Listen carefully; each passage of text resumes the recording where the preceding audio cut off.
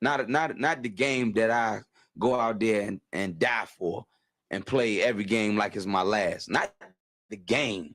We're talking about practice, man. I mean, how silly is that? And we're talking about practice.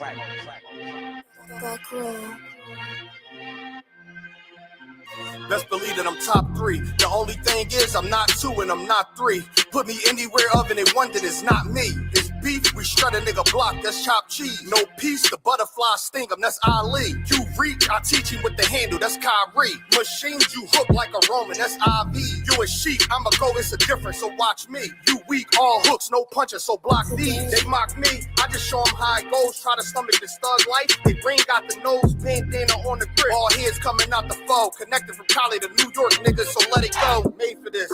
Nigga, I eat bars and drink flows, thinking you woke into your third eye peephole. Line for line, this shit too easy, it's like a free throw. Mastered the game too early, this bitch a cheat code. It ain't a game, these niggas lame, state bring a shame. If I'm with an officer, it's a number in his name. We ain't the same, you want the easy pass, tell him change his lane. Shit, I've been through the fire, you can't stand the rain, take an aim. Tell him runner he can try his best. Drive a car named after me, that's why I'm in the vet. Laughing these niggas once again and I ain't break a sweat. Number one at everything I do, that's why I'm one west. The Lord is not the God of the dead, so when I die, coming back for my spot, so forever I'm top 3. Just tell him to watch this, janitor with the mop stick. You gonna need a defensive lineman to block this. On point when I bomb shit, 10 for 10 I do not miss. I'm barking with a full bulldog, it is not mixed. They can see that my mind's sick, I don't write, I find shit. I don't like it, then I'll switch. If I touch it, it's diamond. Tell a bitch that I'm God sent. It ain't because my kicks is built like 5'6", 5'7" is my bitch. Dangerous, high risk. I lose it, get another one. You think I'm talking about a girl? I'm talking about another gun. We here now? Hey, look, it is what it is now. We don't fuck with the house niggas. We burn the crib now. I'm ahead now. And I hope they can hear now. I don't care if you think it's it, nigga. I don't fear clown. Polishes make it sound like raindrop. That's a firestorm. Get the job done in the view and get fired on. If you niggas standing for nothing, what you dying for? If you put real with real, that's how I was born. Walking this bitch ready for war. I'm in riot form. I want these niggas to see me flex. That's why I am on. I shouldn't live in the crib, nigga. I should buy a farm to go through this shit so effortless. Best believe that I'm top 3. Only thing is I'm not 2 and I'm not 3. Best believe that I'm top 3. Only thing is I'm not 2 and I'm not 3. Best believe that I'm top 3. Only thing is I'm not 2 and I'm not 3.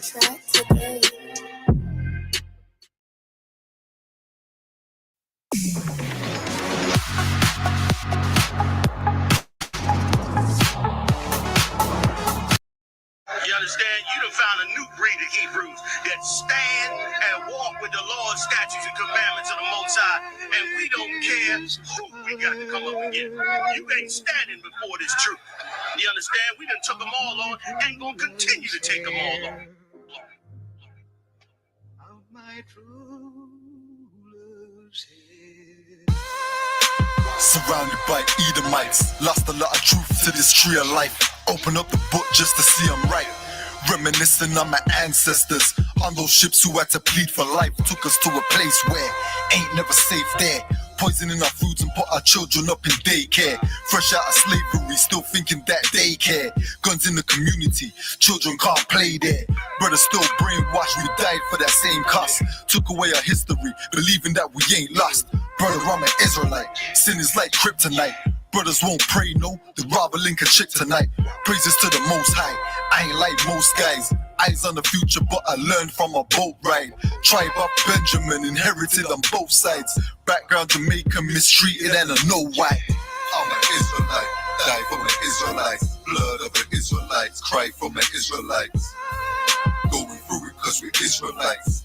Kwam Yashra Allah to all my Israelites. I'm an Israelite, die for my Israelites. Blood of the Israelites, cry for my Israelites. Going through it cause we're Israelites. Kwam Yashra Allah to all my Israelites. Kwam Yasha Allah, sons of the power. Rise from the ghetto when Satan want us devoured. The seal of the Lord ain't found in church towers. Never dying on my knees like no coward. Wanna be an Israelite, you gon' need more than fringes. You gon' need to show you approve and get in them scriptures. Oh, I forgot to mention, traumatized from the lynching. Homicide, we the victim. Homicide ain't the ending. Kids with PTSD, suffering symptoms, never getting treatment. Something he gotta sleep with. Stockholm syndrome so long, it ain't a secret. That's why I die die for them brothers I'm facing east with. Cause I'm an Israelite, crackers better get it right. Visions of my enemies, death flow through my dreams at night. If your mind ain't there, then we don't dream alike. Reporting live from hell, home of Christians and Edomites. I'm an Israelite, die for my Israelites. Blood of the Israelites, cry for my Israelites. Going through it cause we're Israelites. Kwam Yashra Allah to all my Israelites. I'm an Israelite, die for my Israelites. Blood of the Israelites, cry for my Israelites. Going through it cause we're Israelites. Kwam Yashra Allah to all my Israelites. While they play the sidelines, comfortable on benches. Catch me on the front lines, putting work in trenches. Making sure our election, preparing for Armageddon. Mastering this profession of prophesying these lessons. Protecting our adolescents and answering all their questions. Teaching the love they reflection, no matter what the complexion. We got a common connection, a part of God's hand selection. A shot at the resurrection, through us achieving perfection. But to give life takes sacrifice. Battle demons every fight. Short days and long nights. Less sleep and more fights. More wisdom, more strife. Telling everybody that they wrong and you're right. I'm an Israelite, blood of an Israelite. I ride for my Israelites and die for my Israelites. We owe a debt cause Christ paid the price. So who ready to give their life the life of an Israelite? I'm an Israelite, die for my Israelites. Blood of the Israelites, cry for my Israelites. Going through it cause we're Israelites. Kwam Yashra Allah to all my Israelites. I'm an Israelite, die for my Israelites. Blood of the Israelites, cry for my Israelites. Going through it cause we're Israelites. Kwam Yashra Allah to all my Israelites.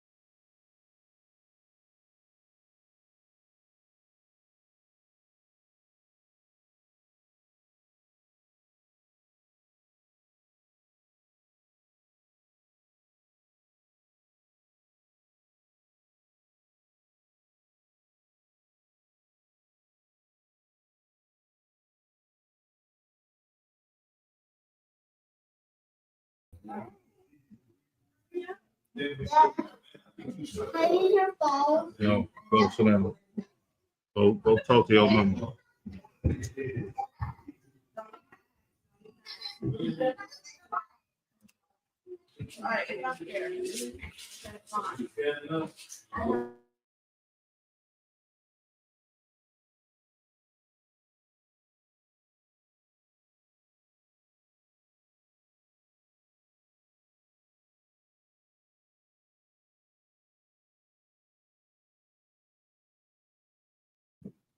Most High Christ. Let's clap it up, Israel. For the Most High hand. Okay, this is the Nah, we live, sir. So getting started, you understand, this is the Feast of Dedication. You understand, the Lord's feast day, the memorial of our brothers going to war against the Greeks. You understand? And what's so heavy about today is, you understand, our people as a whole, right now are actually celebrating coming together with your slave master versus us and ISUBK under Commander General Hachaanakah coming together in memorial of us defeating our slave master. So get a Most High hand one more time. You understand? Yahweh Shemi Al-Shah Barak a thumb to the brothers. Yahweh Shemar Al-Thun by Shemi Al-Shah to the sisters. I'm Priest Officer Karan Yal of the ISUBK under Commander General Hachaanakah. You understand? And how y'all doing tonight, man? Everybody Tawab out there? You know what I'm saying? Most High in Christ. So the importance about today is, you understand, is you have to understand that we memorialize these brothers, you understand, called the Maccabees because of the strength and valor, you understand, that they had in fighting our oppressor and getting us out of hell. You understand? And this is the same spirit that Commander General Hachaanakah has took on himself, and he bestowed on all of the brothers up under him in the ISUBK under Commander General Hachaanakah. So what I'm gonna do is, right, tonight I'm gonna go into the history on why this day is so important. You understand? If I could, Baba Kasha, can I get a brother to go to 2 Kings chapter 25, and we're gonna start at verse 8. You understand? We're gonna go through some of the historical events that went on with the children of Israel and us being oppressed, right, by our enemies. Let me know when you got it. I want to let all the brothers and sisters get it as well. You understand?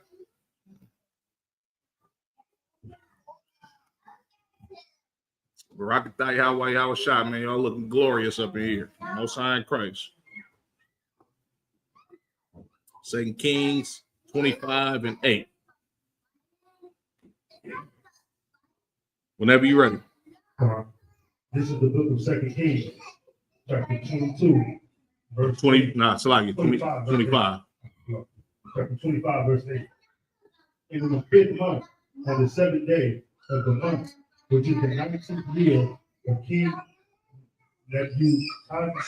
Nebuchadnezzar, king of Babylon, came Nebuchadnezzar, captain of the guard, a soldier of king of Babylon, into Jerusalem. And what did he do? Read verse 9. Verse 9. And he burned the house of the Lord. He did what? He burned the house of the Lord. This historical event that we're talking about right now is during the Babylonian captivity. You understand? When Nebuchadnezzar, the king of Babylon, destroyed the temple of God. You understand? The feast of dedication today is later on years. You understand? Of course, I'm gonna get into it. This is about us rededicating the temple and building it back up. You understand? Because the Lord was on our side and fighting with us against our enemies. Continue, Baba Kashar. In the king's house, in all the houses of Jerusalem, right, in every great man's house, burned he with fire. Right. That's exactly what our oppressors have done to us, generation after generation, captivity after captivity. They destroyed the children of Israel, burned down our houses, and put us in utter poverty. You understand? Just like America did us today in these times. Salaki, keep going, Baba Kashar. And all the army of the Chaldees that were with the captain of the guard break down the walls of Jerusalem round about. Right. They destroyed the holy city of Jerusalem. You understand? The city where the Lord chose to put his name. They destroyed our holy sanctuary as well as the city and the people in that city. Continue, Baba Kashar.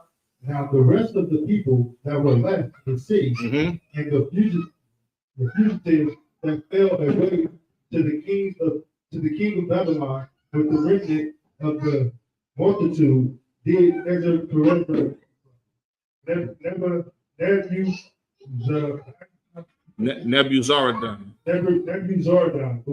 the captain of the guard, carried away. Right, and we went into slavery. We went into captivity up under the Babylonians. You understand? Continue. Verse 12. But the captain of the guard left the poor of the land to be vine dressers, vendors, and husbandmen. Right. That's exactly what we did in this captivity as well. You understand? We built up their fields, grew all of their crops. You understand? The same type of captivity that we served here is the same one that we served in Egypt, as well as the same one that we served in Babylon and up under the Assyrians. Continue. and the pillars of brass that were in the house of the Lord, and the bases, and the Barson seat that was in the house of the Lord. Did the Chaldees break in pieces and carry the brass of them to Babylon. Like they pillaging our temple, they robbing us blind, they taking all of our precious metals out of our temple and carrying it back to their place. You understand? They essentially are pillaging us the same way that Christopher Columbus and his people did the so-called Native American Indians. You understand? Continue. 14. And the pots, and the shovels, and the snuffers, and the spoons, and all the vessels of brass, right, were with they minister took they away. Right, because when you look, like, you can see these ornaments on this table, right? Normally in our kingdom, you understand, or in our holy land, all of this stuff will be made out of real fine gold and brass. You understand? They took all of the ornaments that was in our temple, you understand, because it was of precious metals, and they took it back to their sanctuaries and they people, you understand, to essentially rob us. You understand? It's a robbery. Continue. And the fire pan, right? And the bowls, and such things as were of gold. As were of what? Of gold. They took all the gold from the children of Israel. You understand? Walked into our holy sanctuaries and robbed us blind, just like the oppressor did today. You understand? Continue. In gold and of silver, and silvers, the captains of the guard took away. Continue. The two pillars of the sea and the bases which Solomon had made for the house of the Lord. The brass of all these vessels was without weight. Man, look, they took so much goddamn precious metals from us and money from us. It says, read that last part again. The brass of all these vessels was without weight. Right. There was so much stuff that they took from us, you couldn't even weigh everything that they took from the children of Israel. Continue. The height of the one pillar was 18 cubits. Right. Cubits. And the chapiter upon it was brass. Right. And the height of the chapiter 3 cubits. And the wedded works pomegranate upon the chapiter without. Right. All of brass. And the little unto these had the second pillars with weathered work. Right. Continue. Verse 18. And the captains of the guard took Sariah, the chief priest, and Zephaniah, the second priest, and the third, and the three keepers of the door. Now, you got to understand how evil this is, right? Not only did they rob us blind, but they took our chief priests, you understand, the men that were supposed to minister unto the Lord and solve all the disputes that we have amongst each other, and made them their slaves. Like, you got to understand how evil that is, to take high-class noblemen out of the children of Israel and make them a goddamn slave. You understand? And that's exactly what they've done in this empire. You got certain people that's supposed to be men that are noble, or men that's supposed to be, you understand, of a high stature, you understand? And they are the slaves to these goddamn Edomites. The only difference about it back then, you understand, these brothers wasn't willing to be slaves. Now you got all our preachers, you understand, and people of the elite of the nation of Israel, they willing slaves to these goddamn Edomites. You understand? Drop that for me, and let me get Ezra chapter 6 and verse 13. You understand? So what the brother just read for me, you understand? That, go ahead. If I could, was this okay? This is Nebuchadnezzar, right? Was it Holofernes? You know about Holofernes? They talk about the Judah. Was this him that came and ransacked the temple and all that? Nah, this was Salaki. What was his name? This was Salaki.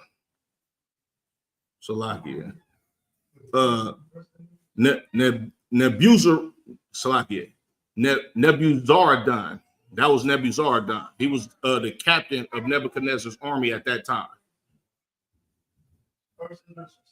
No, Ezra, not Ezra. Ezra in the Old Testament, not the Apocrypha.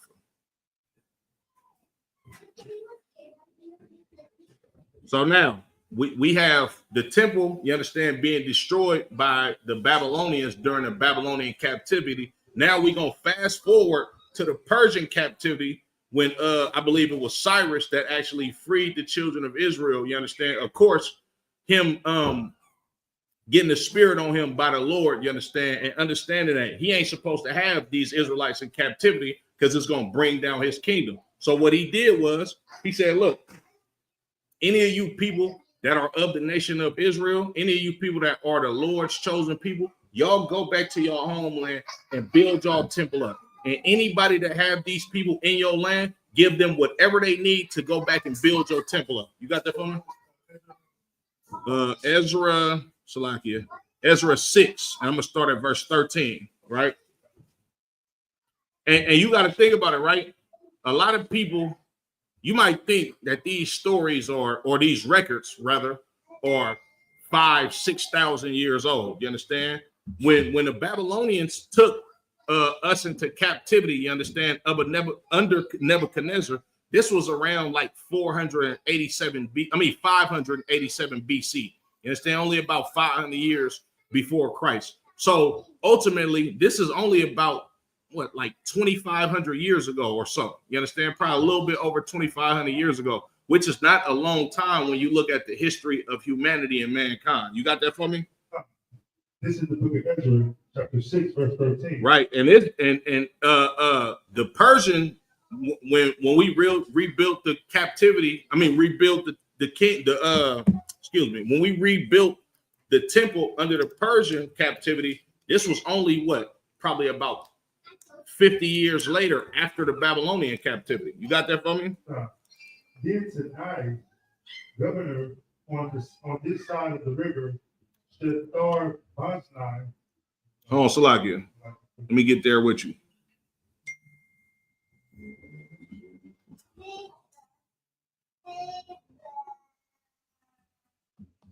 Okay, go ahead, Baba Kashab. Shethar Boznai. Shethar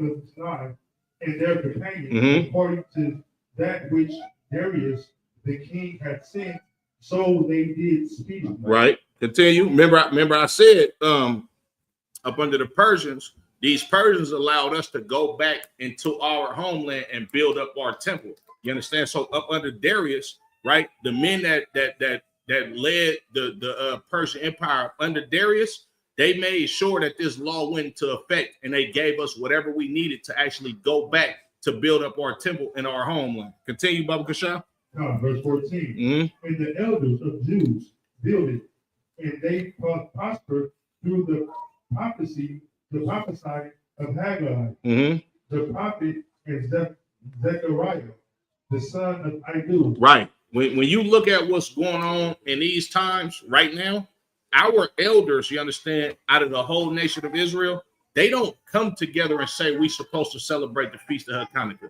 They don't tell you to come dedicate yourself to the temple and you do what the Lord commanded of you. These niggas want to eat big, abominable pots of gumbo, you understand, to celebrate Christmas and put Christmas trees in their houses. You understand? When our people had some pride about who they were, our elders put their best foot forward to steer the younger men and the younger sisters in the right generation in order to rebuild our temple to bring us back to the Most High. Continue. And they built it and finished. And finished it. Right. According to the commandment of God of Israel, and according to the commandment of Cyrus. Right. And Darius. Right. And Artaxerxes, king of Persia. Right.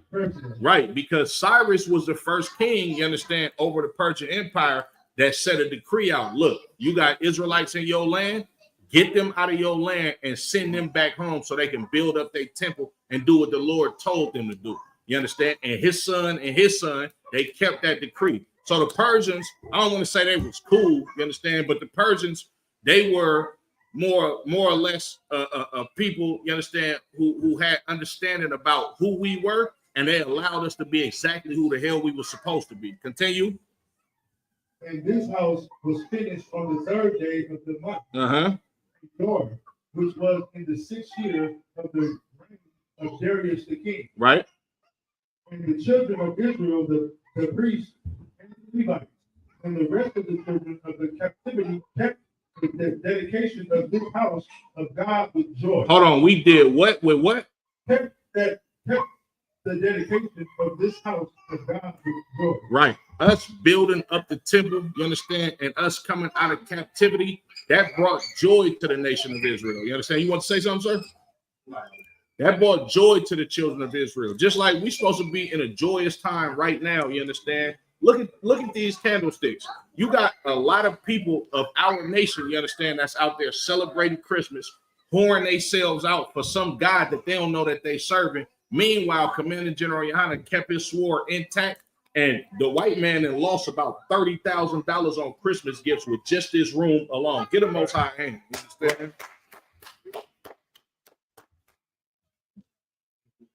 Salaki, continue. Verse 17, sir. The book of Ezra, chapter 6, verse 17. And offered at the dedication of this house of the Most High 100 bullocks, 200 rams, 400 lambs, and for a sin offering for all Israel, 12 ephod, according to the number of the tribes of Israel. Right, we done sacrificed all of these clean beasts. You understand something, nephew? We done sacrificed all of these clean beasts, and now we finna party and dedicate it to the Most High God. You understand? That's what we supposed to do. You're not supposed to be putting no goddamn milk and cookies in your house to give glory to a fat white man who don't exist. You're not supposed to spend all of your goddamn money and train your children up to think some fat white man is going to come bring me presents, and now I'm going to sacrifice or give him an offering of cookies because he looked out for me. That's bullshit according to the Bible. Excuse my French. You understand? Continue. Verse 18. They set the priests in their division, and the Levites in their portion, for the service of the Most High, which is at Jerusalem, as it is written in the book of Moses. Right, and the children of Israel, we got back in order. You understand? When these Persians said, "Look, get these niggas up out your land, bro, and let them go serve their God and do what they supposed to do," we got in order. You understand? The Levites was put in a rightful place. You understand? We celebrated coming back to the Most High, and we dedicated ourselves to the service of the Lord. Barakatah Yahweh Yahweh Shah. You understand? Salaki.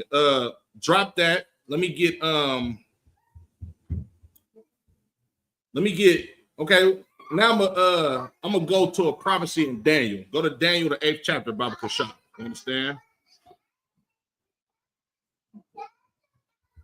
And I'm gonna start at verse 21. Now we still in the Persian captivity, y'all. Keep in mind, we went from Nebuchadnezzar, the king of Babylon, destroying us, taking us into captivity, destroying our temple, to the Persians defeating the Babylonians. Now these Persians are giving us the go ahead to return back into our land and build up our temple. You understand? Daniel lived in the time of the Persian captivity. And this is a prophecy that the Lord gave to Daniel while he was alive, living during the time of the Persians' rule. Go ahead. Who are the Persians today? The Persians today is the people that call themselves Persians. Same people. You understand? It's the same people, right? Go ahead. Right. And if I could, Nakazab, can you do me a favor and look up when Iran changed their name from Persia? It's the same people. You understand? But they don't necessarily go by Persia today, but it's the exact same people, and they still live in that same land right now. I think Pakistani is also considered Persian at this time. Pakistan, not go ahead. Was that the issue? Now Pakistan, Pakistan is Elam. Those is East Indians. You understand? Go ahead, sir. Iran changed its name to Persia in 1935. You said Iran changed his name from Persia in 1935. Same people. You understand? Salaki. You got Daniel 8 for me, sir? Yeah. 8 and 21. Come on. Daniel 8 and 21. Uh-huh. And the rough goat is the king of Grecia. Right. And the great horn is between his eyes. Mm-hmm. It's the first king. Right. Hold on, Salaki. Daniel 8 and 21. It said, read that from the top again for me, Baba Kasha. Daniel 8 and 21. The rough goat is the king of Grecia. Go up one verse. Start at verse 20. Daniel 8 and 20. Uh-huh. The ram which thou sawest have 2 horns are kings of Media and Persia. Right. The Medo-Persian Empire was the empire that ruled before Greece. You understand? Read verse 21. And the rough goat is the king of Grecia. Right. Remember, Daniel is living during the time of the Persians being in power, but he sees this vision, you understand? And read that again from the top, 21. And the rough goat is the king of Grecia. He sees a rough goat in a vision, and that rough goat is the king of Grecia. Continue. And the great horn that is between his eyes is the first king.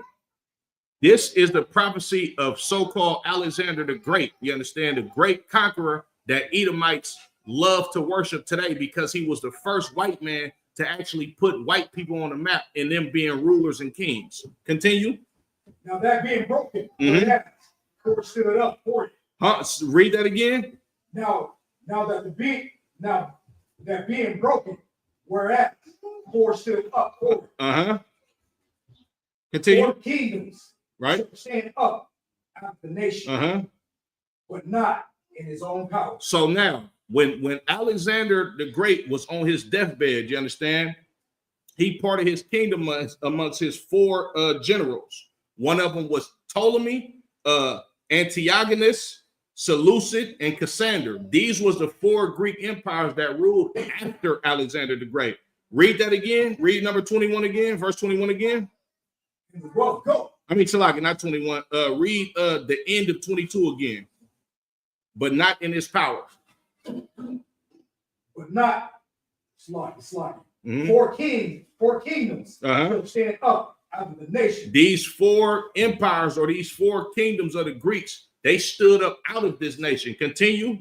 But not in his power. Because Alexander was already dead when they became rulers. You understand? He was on his deathbed, part of his kingdom. You understand? They ruled over Macedonia, Egypt, the Middle East, and Asia Minor. Continue. And in the latter time of their kingdom, when the transgressors are come to full, right? A king of fierce countenance. And hold on, and in the latter time of their kingdom, when the transgressors are come to full, a king of fierce countenance. We gonna read about this king. His name was Antiochus. You understand? This was the king that basically kicked off the children of Israel being slaughtered by these Greeks. You understand? Continue. When it says a king of fierce countenance. The Lord said he was going to send a nation of fierce countenance against the children of Israel. This dude Antiochus was the epitome of what a white man is in being a devil. You understand? He was probably, it literally says when we get to the book of First Maccabees that he was worse than Alexander. It said he was a wicked root. This dude Antiochus was a pompous asshole, for lack of better terms, and just because he had power, he destroyed the children of Israel way worse than any other king has ever done on planet Earth before his time. Continue. I mean, go ahead, sir. The evils multiply. Ooh, we gonna get there, sir. We gonna get there, sir. Continue. Understanding dark citizens shall stand up. Read that again. And understanding dark citizens shall stand up. Right. Nebuchadnezzar, he's going to be so goddamn evil. And this is going to be the presidents of the world at that time. Because what he's going to do, he's going to make everybody that's up under him follow all of this evil, wicked ways of the Greeks by force. Now, when you look at what happened with Alexander, Alexander didn't force the children of Israel to become He didn't force us to live like Greeks. He didn't murder us or force us to live like Greeks. He did it to the most of the known world at that time, but they kind of relaxed on the children of Israel. When Antiochus got into power, he wreaked havoc on us. And we're going to read about this in the book of First Maccabees. Salaki, where you at again, Baba Kashar? 24, is that what I wanted? Keep going, Baba Kashar.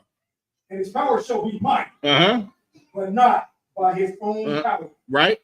And he shall destroy wonderfully. Right. And shall prosper. And practice. And shall destroy the mighty and the holy people. That's what Antiochus started doing. He started to destroy the mighty and holy people of the children of Israel. Before Antiochus, he ended up started to rule over the Seleucid dynasty of these 4 generals that Alexander ported his kingdom to. But Antiochus was not from the Seleucid dynasty. You understand? This was basically like his cousins, and he assumed power by tricking and conniving how they do, you understand, to be on top of their empire. When the general Seleucid was over that empire and the sons after him was over that empire, they was pretty much cool with us. They was like, okay, we see y'all got y'all lands attacked and all of that type of stuff. So the Seleucid Empire was so cool with us, they literally used to pay for our sacrifices because they didn't want no problem with the children of Israel because we were so peaceful. You understand? Continue. And through his policy, he shall cause proud to prosper in his hand. Read that again. And through his policy, he shall cause proud to prosper in his hand. Antiochus, y'all gonna see when we read First Maccabees, he's going to make a decree and mandate that everybody leave their laws and do whatever the hell he says do. You understand? And it says, he shall call craft to prosper in his hands. Everything wicked that you can think of, imagining can happen to the children of Israel, it's going to begin to happen when Antiochus become king. Continue. And he shall magnify himself in his heart. He shall, read that again. And he shall magnify himself in his heart. Y'all remember that he's going to magnify himself in his heart. When we read about this dude and you find out what his surname means, this dude was evil and wicked as hell. And the surname that he gave himself is because he magnified his own self in his heart. He called himself God on planet Earth. Just like Donald Trump, right? Like Donald Trump literally told people, if I become president again, we ain't having no more elections. Meaning, nigga, I run this shit. You understand? Excuse my French, you understand? But these is the conceited, pompous devils that the Lord put over us, you understand, for not being in order how we were supposed to be. Continue. And by peace shall destroy many. And by peace shall destroy many. Continue.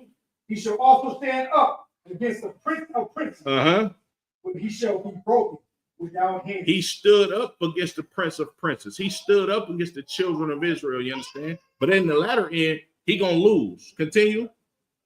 And the vision of the evening and the morning, which was told, is true. This prophecy that Daniel is telling y'all in the Persian Empire is getting ready to happen during the second, during the next empire that ruled over the Persians. Continue.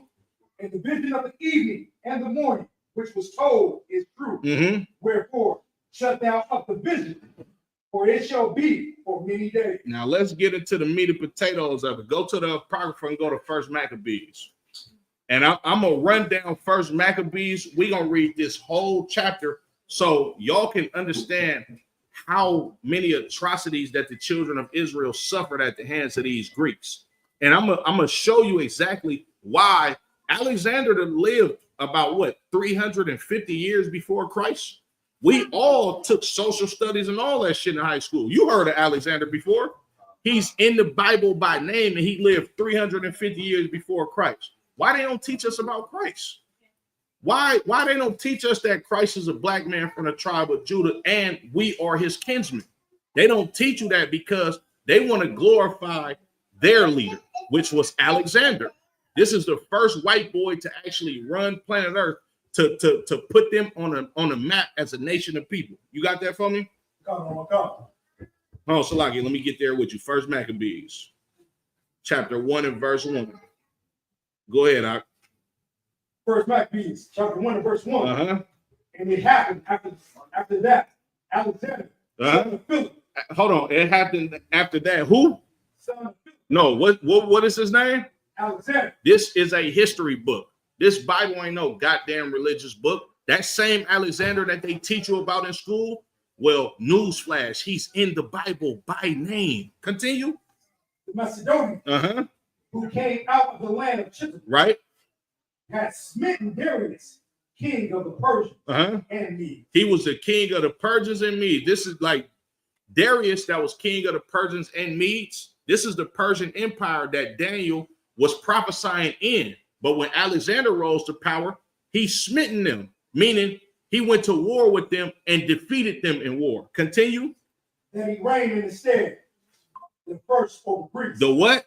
The first over Greece. You ain't never seen a cracker in history run no goddamn empire before Alexander. This is why they love him so much. This is why they call him the great conqueror. This is why they call him an excellent war general, when really he was a drunk homosexual that was fighting, you understand, a fight that he had to win because the men that was up under him, they did not respect him. These Greeks, they grew up like barbarians. They went to school to fight at 14 to 18. Like they literally went, like, you know how you go to high school and you learn social studies, history, geometry, all that type of stuff? From 14 to 18, their high school was out about warfare. You understand? But Alexander, he didn't go through none of that. He went to go be trained by Aristotle, who was a homosexual philosopher. You understand? And Alexander eventually had a boyfriend in there. You understand? Because he grew up under Aristotle, and this was the custom of the Greeks. Continue. And made many wars and won many strongholds. He made many wars and won many strongholds. And slew the kings of the earth. Right. And he did this in a drunken rage, you understand? And did a lot of devious, evil things because the men that were up under him, they did not respect him as a war general because he was soft, effeminate, and they didn't know him from them schools that they went to be trained for war. But Philip, his daddy was king. So his daddy wanted his son to be a man's man. He put him on a frontline battle with his best generals. And his best generals fought basically while Alexander just stood back and took credit, you understand, for his line of soldiers actually prospering against people. So when Philip died, that's when Alexander rose to power. Of course, him being Philip's son, and now he becomes king. So when he around the men that's up under him, that's ruling up under him, they don't respect him. You understand? So he had to do a lot of shit to prove himself. Excuse my French. He had to do a lot of stuff to prove himself. And a lot of times he was in a drunken rage, you understand, and committed atrocities against his enemies. He'll dismember you. He'll do all type of stuff. He'll burn down your city just because he drunk and y'all won the war. You understand? Continue. And went through to the ends of the earth and took spoils of many nations. Right. In so much that the earth was quiet before him. The earth was quiet before him. Alexander did so much evil to the people that he went to war with. You understand? He slew so many kings and conquered so many lands. The earth was quiet before him. Y'all know what it means for the earth to be quiet before a man that just conquers everything? That means don't nobody want no problems with you. That means don't nobody want no smoke with you. Like, man, this thing Alexander, boy, he going crazy. I'm cool. They bowing out because the war tactics he used, he has something to prove, and him being a deviant, you understand, and a drunk, right? He used the power that he had in order to do some unthinkable stuff to his enemies, to where a lot of people just bowed out like, I'm cool, I don't want no problems with this dude. That's really why he was undefeated in war. This dude would do some wild stuff, and I don't want to say that, but yeah, he was a wild dude. Continue. Whereupon he was exhausted, and his heart was lifted up. Right. Alexander was so proud of all of the destruction that he did on planet Earth. His heart was lifted up. He was happy about the destruction that he did on planet Earth. Continue. And he gathered a mighty strong host, and and ruled over countries. He did what? Ruled over countries. He ruled over countries. Continue. And nations. And kings who became tributaries unto him. Right. Alexander did so much conquering. You understand? He ruled over countries and kings started paying him taxes. That's what it means to be a tributary unto you. You understand? He'll make your top man that run your kingdom make all of your whole kingdom pay taxes. And basically, in so many words, he enslaved kingdoms with their kings. Continue. And after that, these things, he fell sick. Right. And perceived that he should die. Most likely, you understand, he got sick probably from some evil venereal disease that he got from dealing with the men in his army in a abominable way. Continue. Wherefore he called his servants, such as were honorable and had been brought up with him from his youth, and parted his kingdom. He did what? He did what? Parted his kingdom among them. These is them 4 generals. You understand that he parted his kingdom to when he was on his deathbed and he knew he was going to die. Continue. While he was yet alive. Keep going. So after that reigned 12 years. Right. And then died. From the age of 20 to about 32 years old. You understand? To be a king or ruler at 20 years old, that's a lot of responsibility. And at 20 years old, you essentially are a kid. So all of that power went to his head, you understand? And he did so much damage. He ruled the known world at that time in about 12 years, you understand, of being king. Continue. And the servants bear rule over one in his place. Right. So after Alexander died, all of his servants, these 4 generals that ruled up under Alexander, then they ruled their own territories because Alexander parted his kingdom, you understand, amongst his 4 generals. Continue. And after his death, they all put crowns upon themselves. They did what? They all put crowns upon themselves. After he died, these 4 generals started calling themselves kings. I'm the king of Egypt. I'm the king of Mesopotamia. I'm the king of Macedonia. These people started calling themselves king. Remember, when you look at the genealogy and the history of Esau, they never were kings. They was called dukes. These people are bred for war. This is what the Lord made them. A duke is like a war general. You understand? When you look up that word duke in Hebrew, it literally says Adawan. You understand? These is generals. That's their nature, to be a warlike people. But after Alexander reigned, they started calling themselves kings. They started putting crowns on their heads. Continue. So did their sons after them. So did their sons after them. They start passing down these kingdoms to their sons. Now you got Seleucid the first, Seleucid the second, Seleucid the third, Antiochus the first, Antiochus the second. You understand? Ptolemy the first, Ptolemy the second. They started passing down their kingdoms to their sons. Continue. Many generations. Years like. Go ahead. And evils were multiplied in the earth. Right. When these white boys started ruling on planet Earth, these evils that these white people partake in today, this came from the Greek Empire. This wasn't a normal thing for men to be sleeping with men before the goddamn Greeks. These evils came from their empire. These evils came from their culture. You understand? When they say evils was multiplied upon the earth, these people was the most wicked kings that ever lived on planet Earth. White people are the devil that the Bible speaks of. And they've been that way from the womb. And it started as a kingdom from Alexander and passed down to his 4 generals. Continue. There came out of them a wicked root. Hey, who? A wicked root. Oh, but out of these Greek kings, it came out of them one wicked root. Meaning this nigga was more evil than every other king that ever lived. Up out of these Greeks. Continue. Antiochus.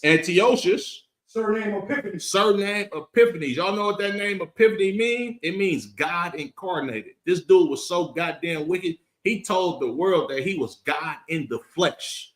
This is how white people get down right now. It's the same thing where white people paint Caesar Borgia as the image of Christ. They literally told us spiritually, like, nigga, we gods on planet Earth. This started with the Greeks. Continue. Son of Antiochus, the king, who had been hostage at Rome. Right, because the Greeks and the Romans, they always was fighting against each other. You understand? Continue. And he reigned in the 137th year Right. of the kingdom of the Greeks. The Greeks been ruling for about 137 years at this time. And this is the time that Antiochus became king over the Seleucid dynasty. Continue. In those days when they were out of Israel, wicked men. Read that again. In those days when they're out of Israel, wicked men. When they're out Israel, wicked men. Let me give y'all a little brief history, you understand? Because you would think to yourself, like, oh, this must be just some common niggas that's just evil as hell. No, these not common people. We had a high priest named Onias, right? Onias was a righteous brother, you understand? He was the high priest during the time of Seleucid the First being over the kingdom of the Seleucid dynasty, you understand? And he had a brother named Jason, and he had another brother named Simon that was like the governor over the temple at that time, right? Simon, this nigga used to be stealing money and shit, you know what I'm saying? So he already had an issue with him. And Jason, he desired to be the high priest over Onias. So he tried to take his position. And what he did was he went to the Greek king Apollonius, right? Well, not he wasn't the king, he was a Greek general. He was up under Antiochus. He went to Apollonius and told him, man, look, nigga, we got hella gold and silver in the temple. Apollonius go down there, he see all of the gold in the temple and stuff, but he couldn't get it because something spiritual happened. That's a whole nother breakdown, but he couldn't get it, you understand? Now, what Jason eventually did after he couldn't get it, he went to go holler at the king, you understand? The king, he told the king, look, man, if you allow me to rule over my jurisdiction and be the real high priest, I'll give you money up out of this temple, you understand? And I'll pay you in order for you to allow me to run over the children of Israel with your blessing. Furthermore, this is what he did. This is how, read verse 11 again. In those days, when they're out of Israel, wicked men. This is talking about Jason and Simon. You know what this nigga Jason did? Jason went to the king Antiochus and he asked him to allow him to build a gymnasium, right? When you look at the original word gymnasium, it literally means to play sports naked. You understand? Which is evil as hell to us. You understand? But he told this king, look, I'll train up young men of the nation of Israel to do how y'all do, to indulge in Greek culture. And if you could, we'll give you 150 talents of silver if you allow me to build a gymnasium in Jerusalem, and I'm gonna name it after your people, and I'm gonna train our young men to live like Greeks. That's what it means when it said wicked men persuaded many. These wasn't no regular common niggas that lived next door to you. Nah, these was niggas that had a position of power in the nation of Israel. Continue. Who persuaded many, saying, let us go and make a covenant with the heathen that are round about us. That covenant that he made with that king, look, if you allow me to run this how I want it to run, we're going to follow after your customs, and I'm going to build a gymnasium and train up all of these young men to do what Greeks do. Go ahead.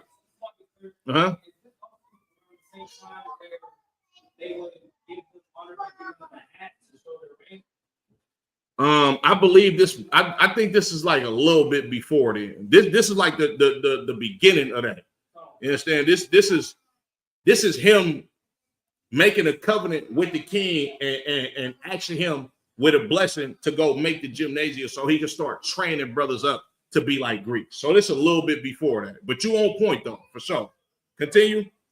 For since we departed from them, we have had much sorrow. Right, we ain't had no damn sorrow departed from these damn heathens. This nigga was a greedy bastard that sold out the children of Israel in order to be a high priest and to whore himself out to the Greeks.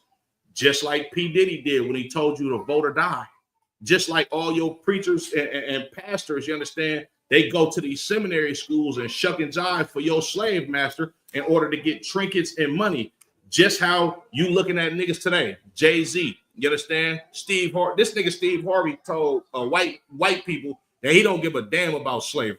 This is the same type of spirit that these niggas had on them back then. Continue.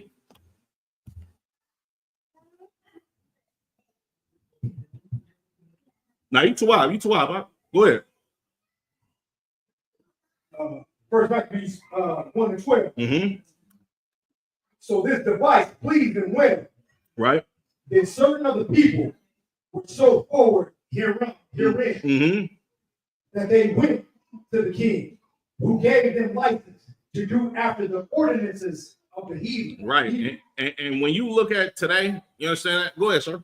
If I could, like I was about to general, he said the same day today, he was like, all these wicked men that wanted to do what the heathens were doing, they ain't on your city council now. They ain't no mayor now. They say they want to sign all these laws and do all these things now. So y'all gonna bring that out. Nah, you absolutely right. Like when you look at the chief of police, you understand, he literally has a license to do after the ordinance of the heathen. For him to be a police officer, he has to align himself with the system of oppressing black people. You understand? That's a license to do after the ordinance of the heathen.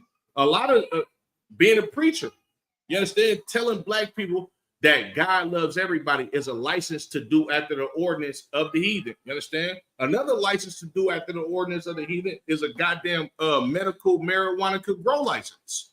You understand? This is the same type of shit that niggas was doing back then. We do it today, you understand, in the same spirit of them wicked men that persuaded many to be evil. Continue. Whereupon they built a place of exercise right at Jerusalem. Right. That's that gymnasium that I was talking about. You understand? Which was instituted by Jason. He was the brother of the high priest, Onias. Continue. According to the custom of the heathen. And the custom of the heathen, you understand? These niggas was in there playing sports and working out naked. You understand? Just how, like, when you look at the Olympics today, of course, it's illegal for you to be outside, you understand, with no clothes on, but they still embody the same spirit in putting on as less clothes as possible to exploit you. Like when you look at the sisters that do gymnastics for the Olympics, they got the most skimpiest clothes that you could ever think of, you understand? And you got a whole bunch of white men just watching them do flips and lusting after these sisters. Go ahead, sir. I mean, go ahead.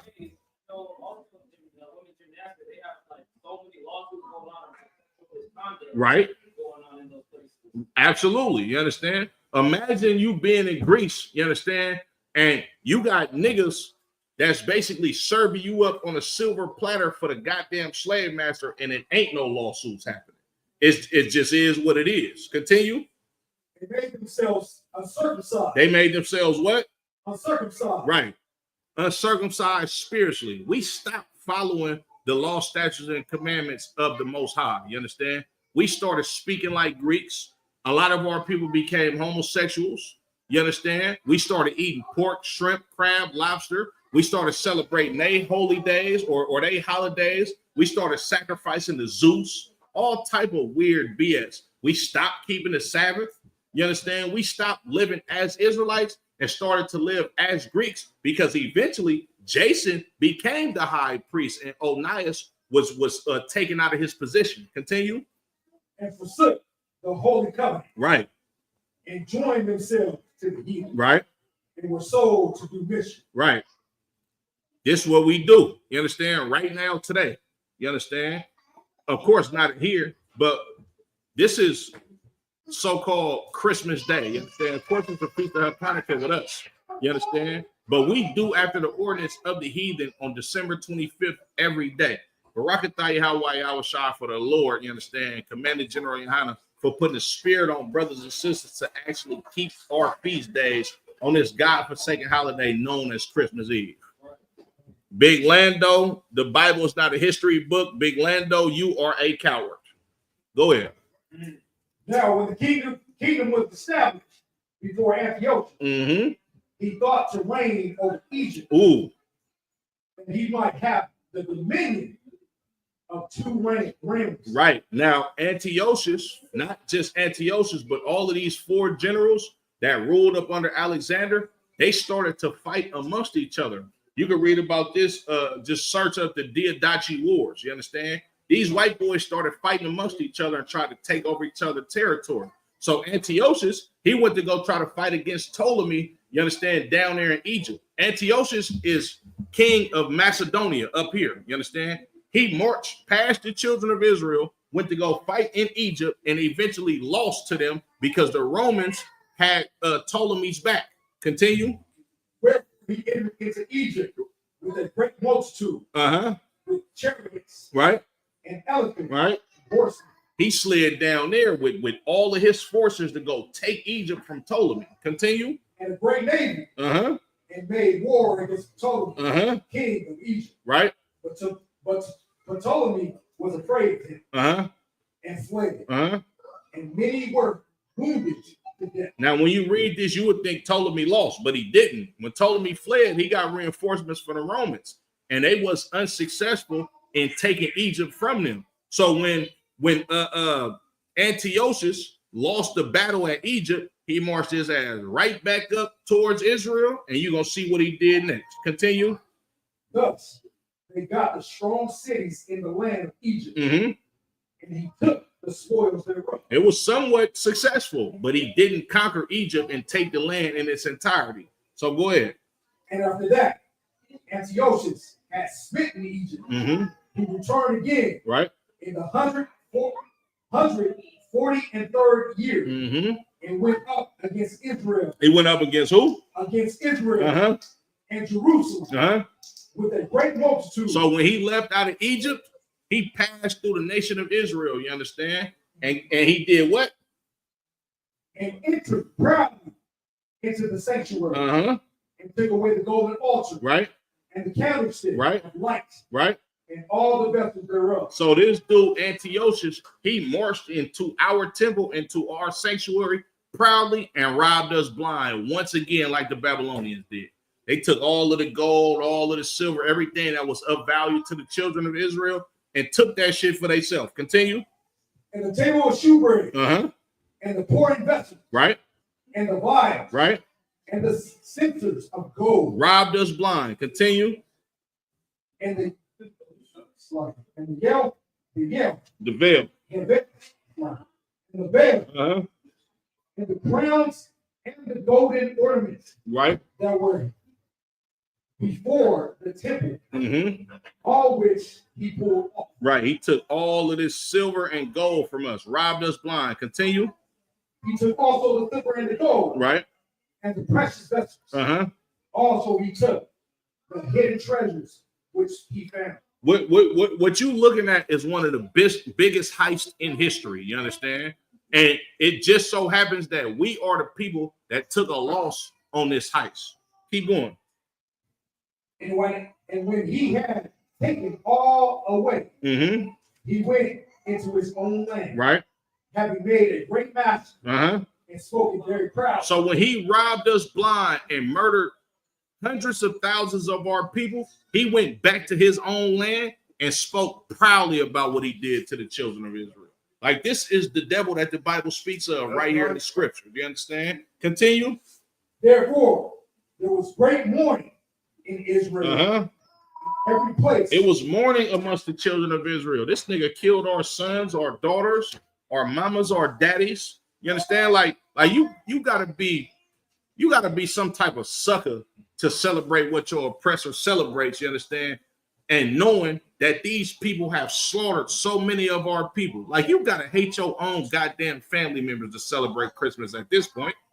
These is Greeks, these white boys, the same Kris Kringle that these people talking about coming down the chimney. Well, these is his people that robbed us blind. You understand? Continue.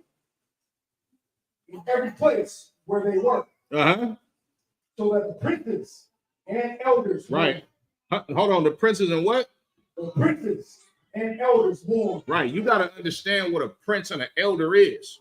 This ain't just somebody that just live in a neighborhood. These are noble people that is crying for what happened to the nation of Israel.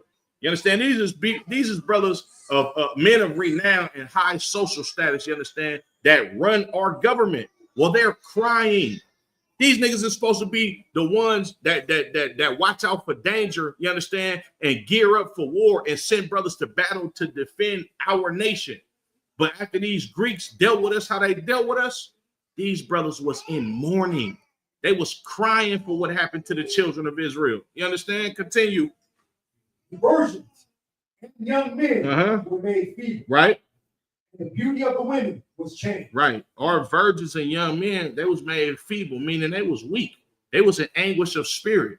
And the beauty of women changed. You understand? You got sisters, like our sisters have the spirit on them to be vibrant sisters. You understand? To be righteously beautiful. You understand? Long dresses, head wraps, all of that type of stuff. Well, up under these Greeks, we started following their cultures. Commander General Hachaanakah said it the best earlier. Look at Sexy Red and Glorilla right now. That's the beauty of women when you look at this empire. But you see the glorious beauty of women when you come into these classes in the ISUBK up under Commander General. Man, get these sisters a hand.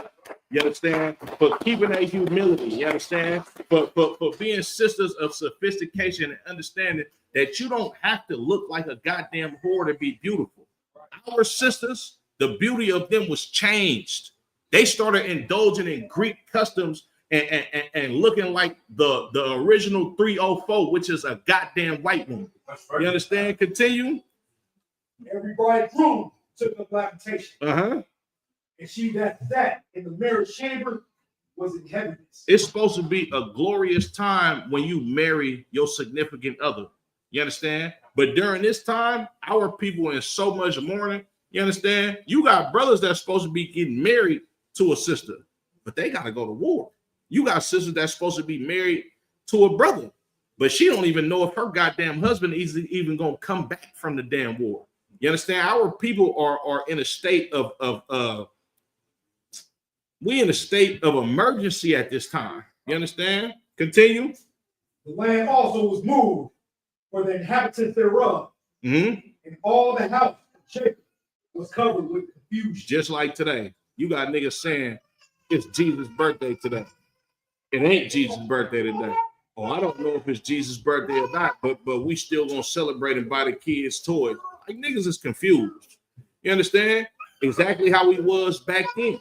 You understand? We don't know what the hell we supposed to do. And furthermore, you got to understand, a lot of our people was sold to do mischief and taught to do evil and wicked and fall up under these Greek kings. Imagine you give your life to an empire and they still kill you. You're gonna be like, what the fuck? What the hell is going on? Why is they doing us like this? I'm confused. I gave my life to being just like it was a brother not too long ago, probably like a couple years ago. He was a military veteran or army vet. You understand?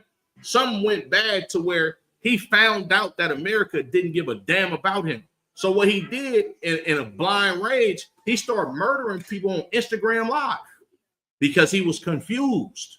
He couldn't fathom, why would America treat me like this if I've served them so much? If I gave my whole entire life to being one of their greatest niggas, why would you kill me? That's the same type of confusion that we had during the Greek Empire. You understand? Continue.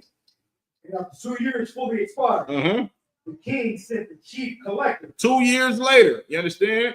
The king sent his chief collector. It's tax season. He going to go tax the people. He going to go get that money that everybody's supposed to pay to the Greeks. You understand? After 2 years of them being massacred and all of these atrocities being committed against the children of Israel. Continue.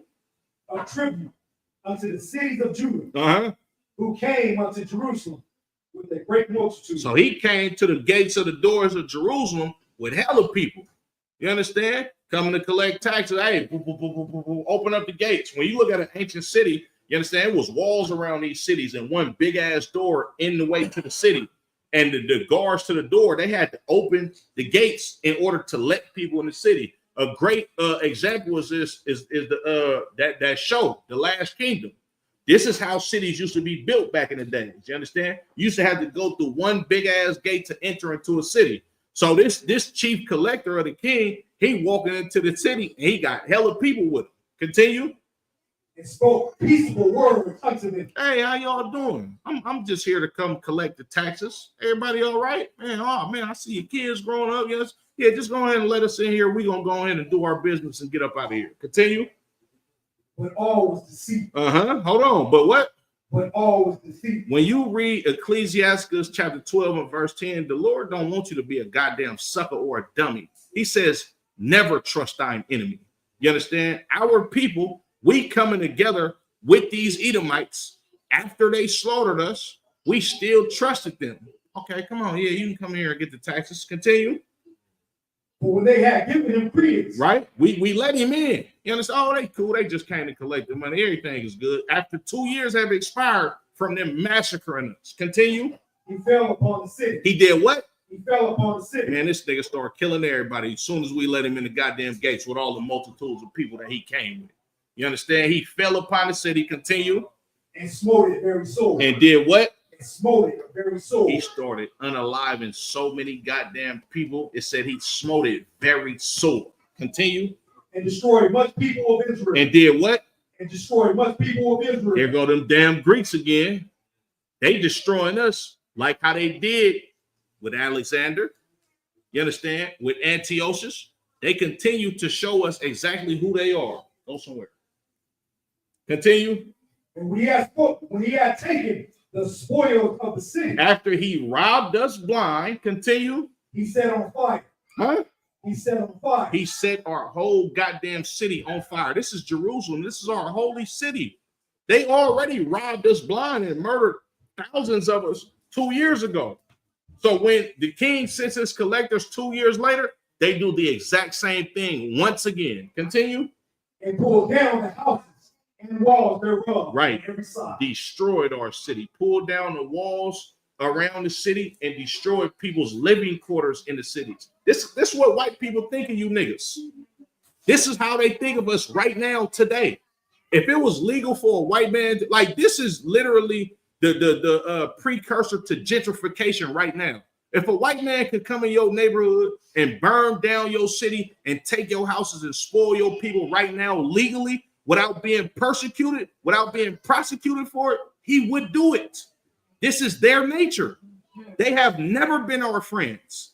Why the hell do we choose to come together with these goddamn Caucasians to celebrate Christmas when you see the history of our people? You don't even got to read the goddamn Bible to know that the white man is the devil that the Bible speaks of. They'll tell you this in the times of slavery right here in America. Go ahead, Mokan. Go ahead.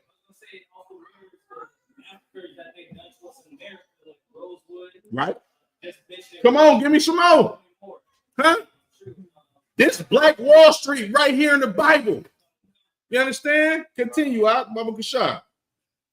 But the women and children took they captive.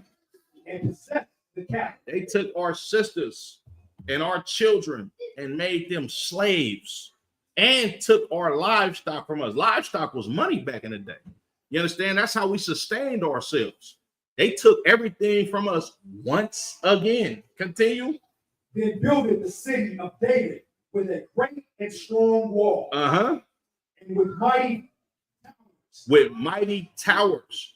They destroyed our city, burned it down, and then builded it up for themselves. That's gentrification right there in the Bible. Don't they come to your neighborhoods, buy you out, and then start beautifying everything for themselves? I'm from deep East Oakland. When I moved back to Oakland just this past year, I seen a white lady walking a goddamn big-ass German Shepherd on 82nd and MacArthur. I said, oh, shit, boy, it's over with. I've never seen that in my life. Go ahead, sir. Yeah, before they do that, first they put the drugs in. There you go. Black exploitation film. There you go. Come on, man. Come on, sir. There you go. You know what I'm saying? They give you all of the propaganda that you need to destroy yourself and then come in like, oh, we just want to buy your house from you. After they destroyed you and made you poor. You understand? Made you dirt piss poor and oppressed your people for hundreds of years. They come and buy you out of what your grandma worked for, and now your ass live in Stockton somewhere in some goddamn apartments, you understand? And you just spent all of that goddamn money up that your grandma worked so hard to buy you a house to raise your damn kids up in. Continue. It made it a stronghold for them. Now, hold on, they did what? It made it a stronghold for them. That's gentrification. They moved us out of our land, you understand? Building it up, made it beautiful, and made it a stronghold for them and their kids. Continue. They put therein a sinful nation. Wicked men, and fortified themselves therein. They started moving all of their cousins, uncles, and all of that type of shit in there. You understand? And they a sinful nation. So when you have the city of Jerusalem, people don't eat pork. They're farming pigs now. You understand? They coming to in our city and bringing their abominable customs into our city and living lawlessly on the holy city of David. You understand? Evil. Evil is hell. Continue. They sorted also with armor and victuals. They did what? They sorted also with armor and victuals. They made army bases for themselves in order to fight against us if we try to come get our shit back. Continue. And when they had gathered together the spoils of Jerusalem. They did what? And when they had gathered together the spoils of Jerusalem. They got all your riches and wealth and put it in one place where they can come look at your shit. This is a damn museum, essentially. When you go to a museum and you see what they stole from the Native American Indians, when you see, when you go to all of these different places that they give you the history of shit that they stole, they got it from the Greeks right here in the Bible. They've been doing this. It's the same people. Why follow these people? Why give your life and your soul to a nation of people who is going to flaunt your riches and your wealth in your face that they stole from your grandfathers? You got to be a damn shame to come together with white people on any shape, form, or fashion. Right. Continue. They laid them up there. And so they began to restore snare. For it was a place to lie in wait against the sanctuary. Right. This was a place to lie in wait against the sanctuary. This was a place to where they can be right there continuously to persecute and unalive the children of Israel. Right there in your own backyard. You understand? It's a difference between, like, I'm gonna just use Oakland for example. Imagine them white boys, they're at Alameda somewhere, and they gotta travel a long distance or something to come to your neighborhood to oppress you or unalive you or go to war with you. Nah, these Greeks didn't do that. They set up shop right there on 79th and East 14th. Just so they can be able to do whatever the hell they want to in our neighborhoods, in our cities. Uragabor, they own 82nd and Birch, right by the store, living right there. In case anything pop off, they gonna get it done right there on your street, sir. Come on, man. You understand? Like, I was talking to Taiwan the other day.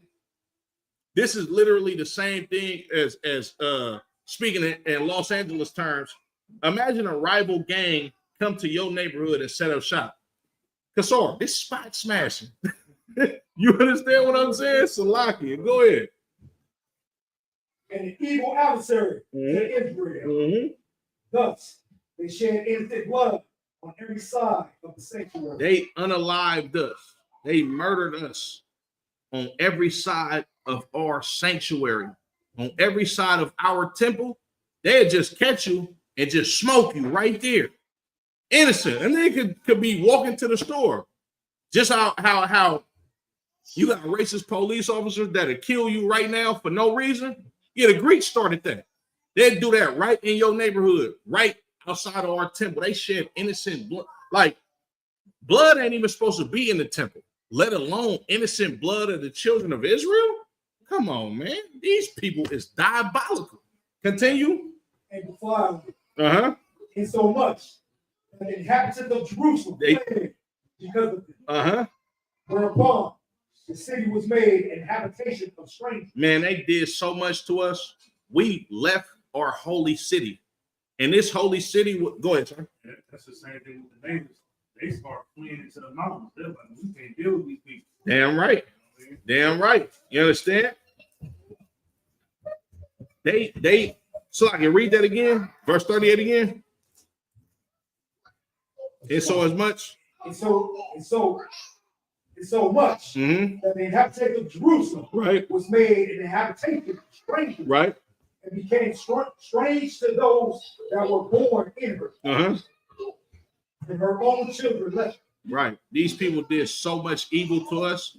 We started to leave the land of Jerusalem, and the people that was born in that holy city, they became strangers to the city of Jerusalem, and strangers inhabited that holy city that the Lord set his name upon. You understand? Imagine 50 years from now, Oakland has no black people in it. Imagine that. Imagine 60 years from now, you can't find a nigga in Detroit. Imagine you never see a black man with a big ass beard in Philadelphia. That's what happened during the time of these Greeks ruling over us. Continue. The sanctuary was laid waste like a wilderness. Right.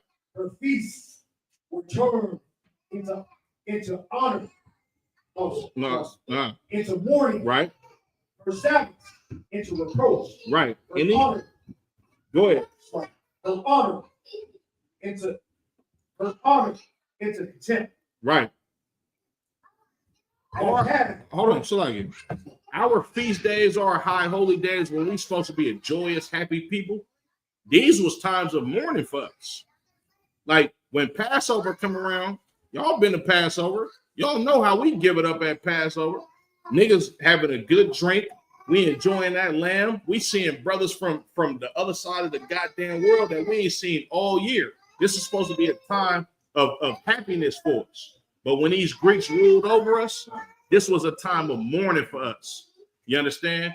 When these Sabbaths, you understand, was supposed to be a time for us to come together and love each other and have holy convocations, we got our heads low, throwing dirt on our head with sackcloth on because we being so oppressed by these goddamn Greeks.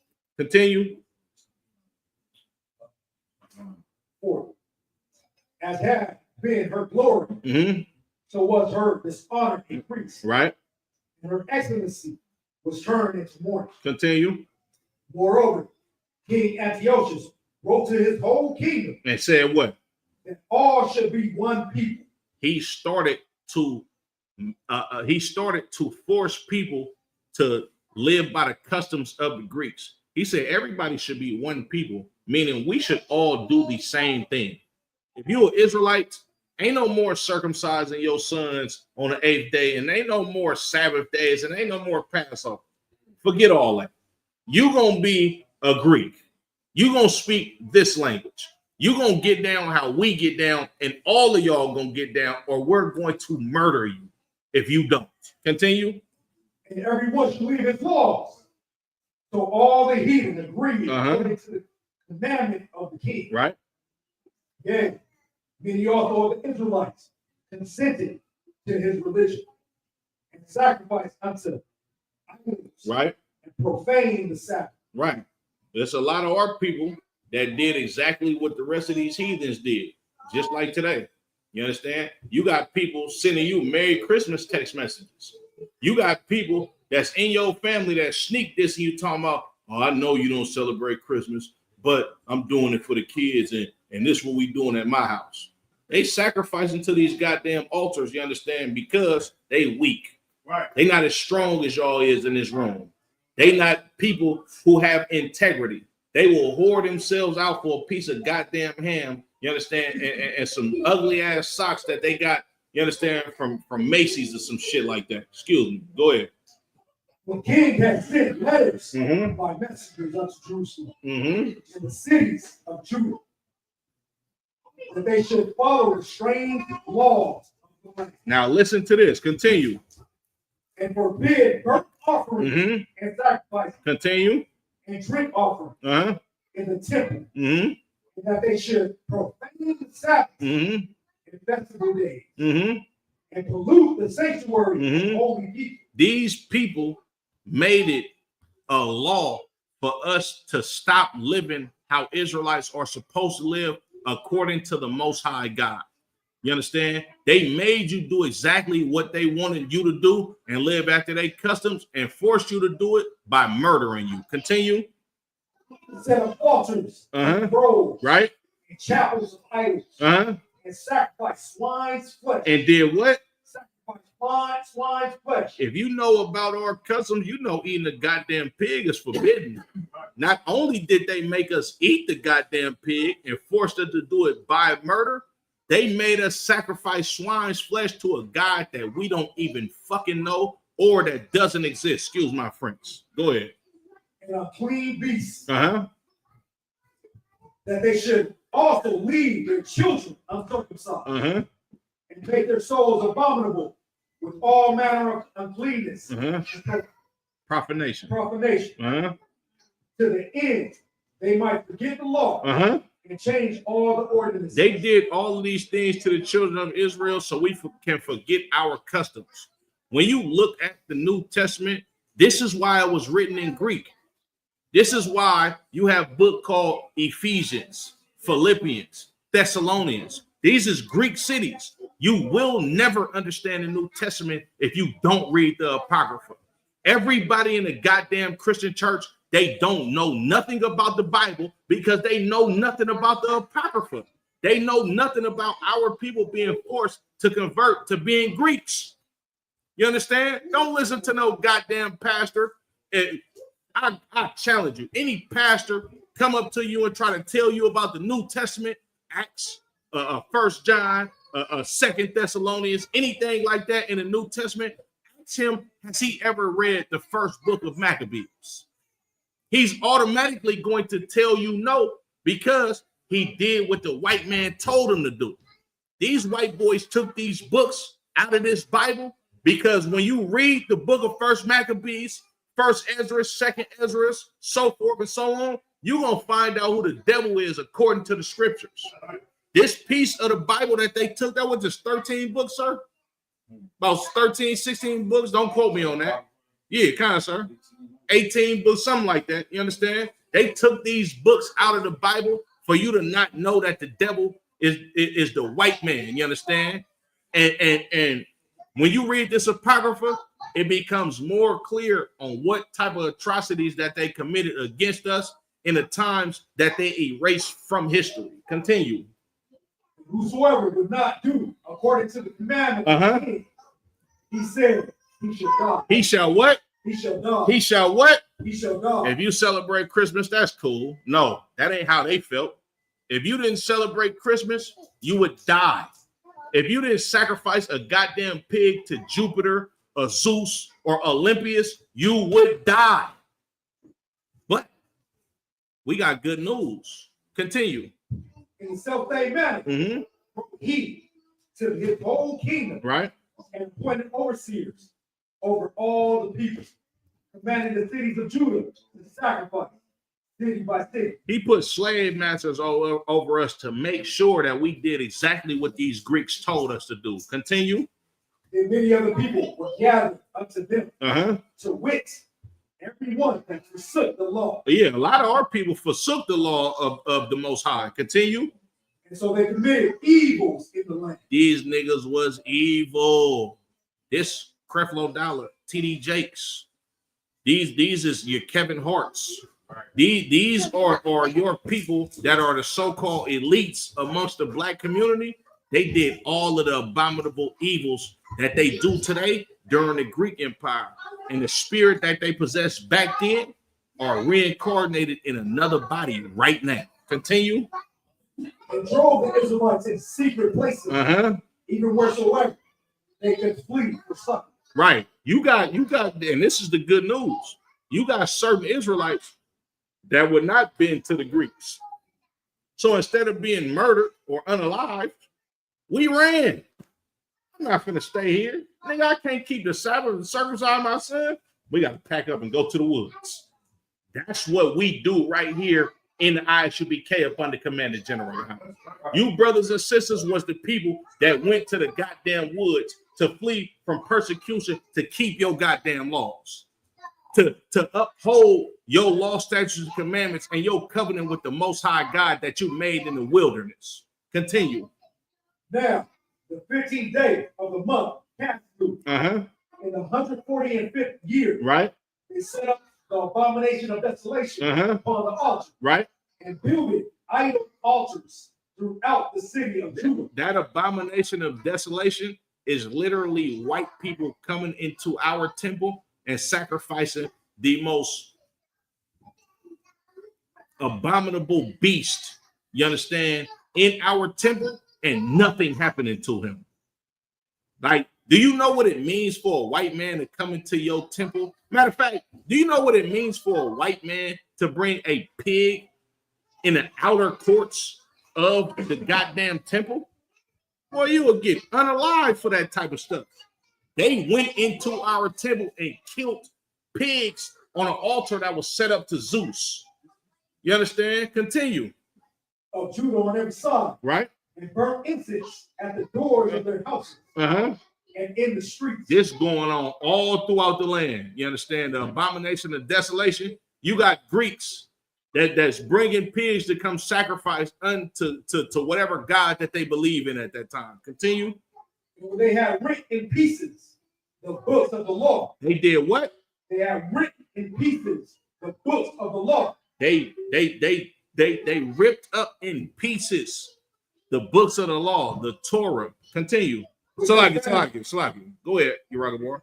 Kind of the same way, like how they took out certain books. I wouldn't even say that. They destroyed the whole goddamn book. It was worse than that.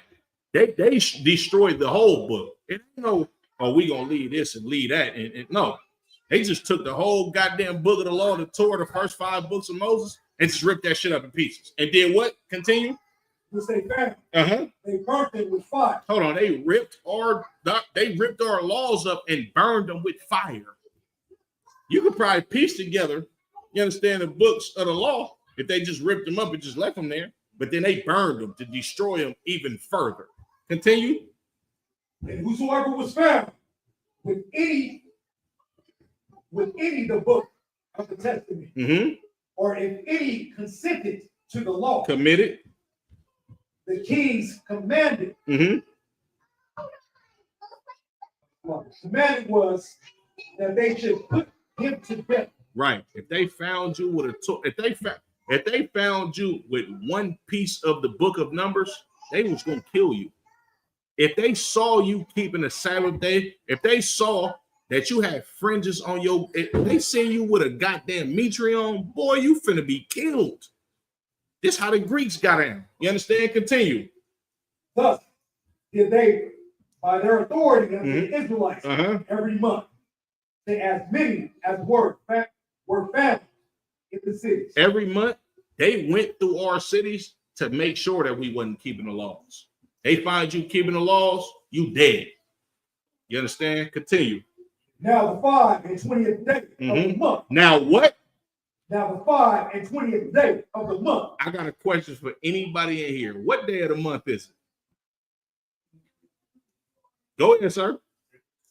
The who? Read that again. Now the 5 and 20th day of the month. The 5 and 20th day of the month. Y'all know what the 5 and 20th day is, right? The 25th. Continue.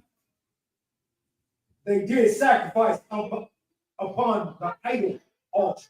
They did sacrifice upon the idol altar. Anybody answer this question for me right now? I'm not even going to be shocked. What are people doing outside of this school right now? Anybody? Go ahead, sis. They doing what? Get that sister a hand, man. They sacrificing to a goddamn idol that tree on what day? Now, y'all, on what day? The 5 and 20th day of the month. On the 25th of this month, they are literally sacrificing to a idol right now. But y'all not. Y'all celebrating the Lord's feast of dedication. Continue. Which was upon the altar of the Father. And which time, according to the commandment, they put to death certain women They killed you on this day during the time of the Greeks. On the 25th, we got unalived during the time of the Greeks. Read on. That had caused their children to be circumcised. Man, you circumcised your son on the 8th day. You taught them these laws. They killed the mother for being a righteous sister and teaching her son that he should follow the Most High God. Read on. And they hanged the infants about their necks. They did what? And they hanged the infants about their necks. Let me hear this. You taught, if we was living during the time of the Greeks, and I was my niece's age right there, and you taught me the law, and they knew you taught me the law, they would kill you and hang me about my neck as a little baby. Y'all should hate white people. Right. You understand? You should utterly despise any Caucasian that walks around that has the same spirit that their forefather had back then. They killed mamas for teaching you how to be an upright, outstanding citizen, and then killed the baby for receiving the proper correction. Killed babies for receiving the proper knowledge of how to be a peaceable person that feared God. White people are the goddamn devil that the Bible speaks of. Continue, Baba Kashan. Go ahead, sir. Come on, man. The cold part about this is you can kill a baby by suffering, like smothering it. Right. To hang a baby is an example for other people to see it has nothing to do with actually killing the baby. Right. It's to intimidate everyone else around. Man. Put fear in the minds of everyone else. Now, what you saying is heavy, sir. I didn't even think about it like that. And to piggyback off of what you're saying, that's torture to a baby. Right. Like, if a person hangs themselves, they don't die instantly. Right. They suffer. They try to kick and squeeze. And like, when you look at people that actually hang themselves, they regret it as soon as they kick the bucket from up under them. Oh, these is babies that they killed. This is the history of white people. Like, understand this. These same white people that rule over us today, they have the same spirit as their forefathers that ruled on planet Earth first, and these were the Greeks. Go ahead, sir. Baba Kashan. Just piggyback off what you said, man. Mawakan. It doesn't matter. It doesn't matter if you're a law-abiding citizen, Right, or a criminal. Like they say, they kill the people water. I appreciate for it. being criminals. It Mhm. don't matter what you are. Obeying the laws, you know what I'm saying, you wouldn't hurt or offend anybody. Absolutely. You know what I'm saying? Absolutely. But now they try to say that they killed you because you was a criminal or you didn't comply. And it don't matter what you do. These people gonna hate you no matter what. That was a heavy point right there. You understand? Like, our people, we're showing you throughout these scriptures that we are a peaceable people. We ain't even really going to war with these people for them committing atrocities against us. But they'll kill your mama and your baby for you following the laws of God, which the laws of God tell us to be a peaceable people. Our laws is not telling us to go unalive other nations. Right. You understand? Like when you look at the history of Jacob and Esau, we plain men. We like to sit back, have a drink, and chill. They like to go do all of that weird shit in the wilderness, you understand, and provoke wars. Like when you read Genesis, the 27th chapter and the 40th verse, the Lord said white people are going to live by the sword. That's not a blessing that the Lord gave to us. You understand? That's how they live. Continue, Baba Kashan. But that was heavy, Tazabah, sir. Go ahead. And slew them that had circumcised. Mm-hmm. Howbeit, Right. many in Israel were fully resolved and conformed in themselves not to eat any unclean thing. That's y'all. You see the persecution that we get. Oh, them Israelite niggas is crazy. Oh, yeah, that Bible ain't real. You got a weird nigga in the chat talking about the Bible is not a history book. Where the hell do you hear about Alexander outside of the Bible? Every goddamn where. We read about Alexander the Great in school. So you mean to tell me That's not history when they give you a social studies class in school. You mean to tell me they got museums of and paintings of this dude, and it's documented throughout history and been written about from so many philosophers and people that was actually around during that time that wrote about Alexander, and he's named in the Bible.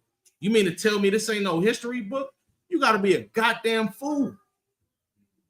These white boys will tell you the book of Maccabees is real. This ain't no goddamn spooky fairy tale, fictional, you know what I'm saying? Like these are real life events. You understand? Continue, Baba Kashan.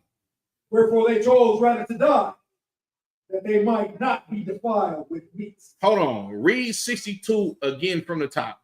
Howbeit, many in Israel were fully resolved and conformed in themselves not to eat any unclean thing. That's what Commander General Yana breeded, you understand, when the school was given to him. You understand? We are the people that's resolved to not eat any unclean thing. Even though we get persecuted. Like Abba Bivens, the brother who started this school, he died. He was murdered by black Muslims. You understand? By going out on the street corner and telling you that you're not supposed to be no goddamn Muslim. That's just another slave master that you're supposed to follow. He was kicking the Quran up the street. Where Yaragabora go? Yaragabora love to kick the Quran up the street. Right? You're right. Don't you love to kick that Quran up the street? There you go. You know what I'm saying? Barakatai Hawaii Hawashah. We hold on to the customs of our forefathers, you understand? And we resolve to keep these laws. Even though our forefather, Abba Bivens, died starting this school. He gave his life just like Christ did. You understand? Just like these same brothers and sisters that died during the time of the Greeks. You understand? We still hold steadfast to these laws, statutes, and commandments, and we willing to take up our cross just like Christ did. Continue, Baba Kashan. You go on, sir? Most High Christ. Most High Christ, the water, sir. I appreciate it. Go ahead. We got about probably like another 10 minutes, and I'm gonna go ahead and end it, y'all. Wherefore they chose rather to die, that they might not be defiled with meats. Right. Our people were so strong back then, we would die before we eat a piece of ham. We would die before we eat some shrimp, crab, and lobster. But look at us today, destroyed. You got niggas that got channels on YouTube that's deep frying fucking raccoons. Excuse my French. They deep frying raccoons. You understand? They cooking rabbits. They catching wild boars, you understand, and roasting them on a goddamn spit and feeding their whole damn village or neighborhood with this. But back in the times of the Greeks, you had men and women that would die rather than to be defiled with meats. That's a small thing to not eat pork. That's a small thing to eat pork according to the law. You understand?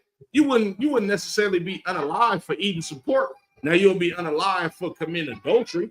You'll be unalive for being a drug dealer or a drug addict. But to eat pork, you might could repent. You might could give a sin offering or something like that. But you got brothers and sisters that would have died eating that, or they would rather die versus eating a pork rib. You understand? Or eating one shrimp. Just one shrimp. Just take one shrimp. Nah, I'm cool, but I'd rather die. That's integrity. You understand? Right. That's a soldier. Go ahead, sis. Come on. Hold on, Salagi. Somebody give her a mic. Yeah, give her the mic. Salagi. If it can't reach you, sis, Bobby, can try to stand up. My sister eyes are out. You know I love you, sis. Go ahead. What you saying so heavy, sir? Honestly, it kind of reminds me of the Christian church. Because, you know, they read certain chapters and do things in the Bible, but right. They read it the way that they want people to believe.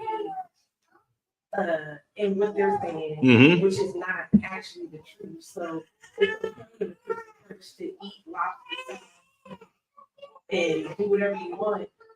Church on Sunday and all forgiven. Maybe you can go back to your regular life and God forgives all and everybody is forgiven and accept everybody in the room. That's not really church. Right.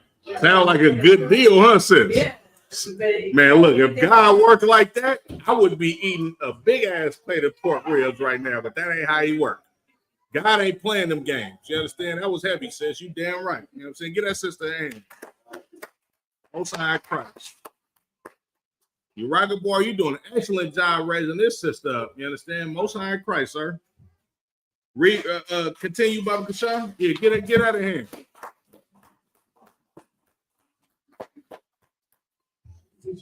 And that they might not profane the holy covenant. Right. So then they died. Right. And there was very great wrath upon Israel. Right. You got brothers and sisters that was willing to die rather than to offend the Most High God. You understand? Salaki. Let me get go to the second chapter, First Maccabees 2 and verse 1. I'm gonna try to get to this quickly. You understand? First Maccabees, chapter 2, verse 1. Right. In those days arose Matthias, Mm-hmm. the son of John, Right. the son of Simeon, Uh-huh. a priest Uh-huh. of the sons of Joram, Uh-huh. from Jerusalem, Uh-huh. and dwelt in Molded. Right. These brothers is high priests. This is a family of Levites. You understand? Headed by a courageous brother named Mattathias. Continue. And he had 5 sons. Mm-hmm. Jonan, Right. called Caddis. Right. Simon, Right. called Thassi. Mm-hmm. Judas, Right. who was called Maccabeus. Right. Eleazar, called Apparam. Uh-huh. And Jonathan, whose surname was Apis. Right. And when he saw the blasphemies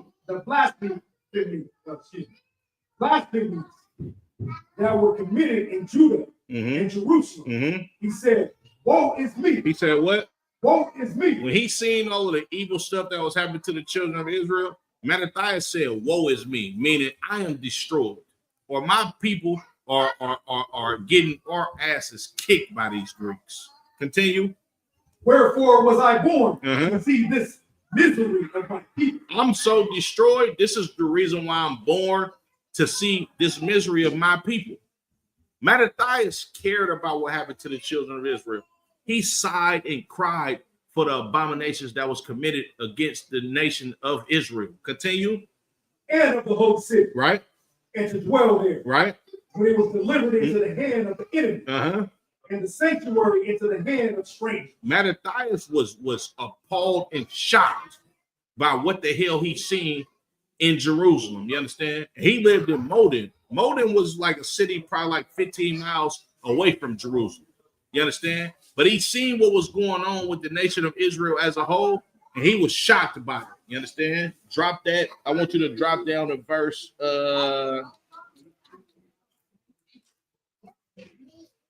go to First Maccabees chapter 3 and verse 9. You understand? So just to give y'all some context of what happened when Mattathias eventually he went to war with these Israelites. I mean with these Greeks. You understand?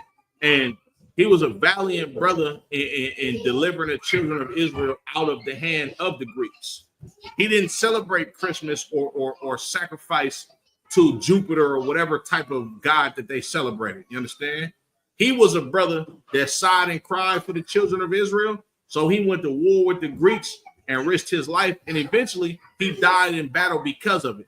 And he gave the charge to his son Judas, or Yahweh Maccabeus, or how you say his name in Hebrew? Makwabath. You understand? Captain Hachaanakah. His name literally means the hammer. You understand? Yahweh Makwabath. You understand? Or Judah the hammer. That's what his name was. And the reason why they called him the hammer, he brought it to these white boys. You understand? Go ahead. First Maccabees 3 and 9. First Maccabees 3, chapter 3, verse 9. Uh-huh. So that he No, till I get 3 and 1. 3 and 1. 3 and 1. Then his son Judas, called Maccabeus, rose up in his stead. So after Mattathias set it off with the Greeks, he gave the charge to his son. You understand? And he told them to be valiant, be warriors. Go ahead and fight against these Greeks and don't be no cowards. Continue. And all his brethren helped him. Uh-huh. And so did all they that held with his father. Uh-huh. And they fought with cheerfulness. With what? With cheerfulness. These brothers was happy to go to war against the Greeks and fight for our rights to keep our law, statutes, and commandments and live out our culture. Continue. The battle of Israel. Uh-huh. So he got his people great honor Uh-huh. and put on the breastplate as a giant. Right. And girt his warlike harness about him. Right. And he made battles, protecting the host with his sword. This brother went to war with these Greeks. You understand? He was prosperous because the Lord was with him, because he fought for the children of Israel to keep our customs, to keep the Most High's law, statutes, and commandments. The Lord was with him, and he slew many of these Greeks in battle. And they didn't just fight the Greeks. They fought wicked niggas of our own nation, you understand, that would have utterly kept us in poverty and kept us destroyed by persuading us to keep the customs of these Greeks. Continue. In his axe, he was like a lion. He was like what? He was like a lion. Ooh-wee, come on. And like a lion's whelp, roaring for his prey. He was like a young, spunky, rambunctious lion that wanted to go to war for the children of Israel. Continue. For he pursued the wicked and sought them out and burnt up those that vexed his people. Man, Judas the hammer, or Yahweh the Hachaanakah, you understand? He was like, what did it say? Read that again. He pursued the wicked. For he pursued the wicked and sought them out and burnt up those that vexed the wicked. Right. His people. Go ahead. Wherefore the wicked shrunk for fear of him. Right. And all the workers of iniquity were troubled. Because salvation prospered in his hand. The Lord was with Judas Maccabees. You know why? Because he fought for the law, statutes, and commandments in the nation of Israel. He fought for the Most High God, did exactly what the Lord told him to do, and the Lord was on his side and delivered the enemy unto his hand. Continue. He grieved also many kings. He did what? He grieved also many kings. He went to war with kings and prospered over them in battle. Continue. And made Jacob glad with his axe. He did what? And made Jacob glad with his axe. And his memorial is blessed forever. That's why we reading about Judas Maccabees right now. This is why you got the feast of dedication right now, because the memorial of this brother and his family is going to live on forever. Barakatah Yahweh Yahweh Shah. Continue. Moreover, he went through the cities of Judah, destroying the ungodly out of them. He went through the cities of Judah and destroyed the ungodly out of them. Remember, this is during the time where heathens live in the cities of Judah. He destroying these Greeks and getting them up out of our cities. Continue. And turning away his wrath from Israel. He cleaning house. Continue. So that he was renowned unto the utmost part of the earth. And received unto him such as were ready to perish. Right. This brother had a great name in Israel. You understand? He did so many valiant acts in saving the children of Israel. The Lord was with him, and he's prospered tremendously because he fought to be an upstanding brother in a sight, not of men, but the Most High God. You understand? He fought to be blameless in the eyes of the Lord. And in turn, the Lord was with him in every battle that he went through, and he prospered. You understand? Drop that. Give me First Maccabees 4:36. I'm about to end it in a second, y'all. Salami. First Maccabees, chapter 4, verse 36. Mm-hmm. Then said Judas and his brother, Right. behold, our enemies are discomfited. Uh-huh. Let us go up to cleanse and dedicate the sanctuary. This is the feast of dedication that we celebrate today. Judas said, our enemies are discomfited, meaning, well, we kicking their ass in this battle. Let's go to our temple and rebuild it. Let's go clean house. You understand? Let's go beautify our holy sanctuary, because the Lord gave us dominion over our enemies at this time. Continue. Upon this, all the hosts assembled themselves together and went up into Mount Zion. When they saw the sanctuary desolate. Hold on, they saw the what? The sanctuary desolate. Man, this was like a goddamn wilderness. Our holy temple was desolate. Continue. Like, understand these scriptures that this brother's about to read and put it in your mind how destroyed our temple was versus what you see today, and how lively this small sanctuary is that the Lord gave us in this room. Read that. And the altars profane, and the gates burned up. Hold on. Our altars is profane. We got altars with pig's blood that was sacrificed on it. You understand? It says, and the altars profane, and the gates burned up. You understand? This is not a beautiful place that we're looking at. Imagine a project building. You understand that they moved everybody out, and they never kept it up. They never cut the grass. You understand? They never did any maintenance on them. This is how our temple looked. You understand? This is the house of God that is destroyed, desolate, burnt up. Our altars is profaned. You got stains of pig's blood inside of our temples. Read on. And shrubs growing in the courts. Shrubs growing in the courts. You understand? You got weeds growing up in our courts. You understand? Where brothers and sisters go to seek counsel from righteous, holy men of a place that's supposed to be beautiful in our sight. Continue. As in a forest. As in what? As in a forest. Man, this place looking like a goddamn wilderness. This place, like nobody groomed this place. Nobody kept the weeds and stuff from growing. Nobody maintained our temple. This is in a time of our people being destroyed.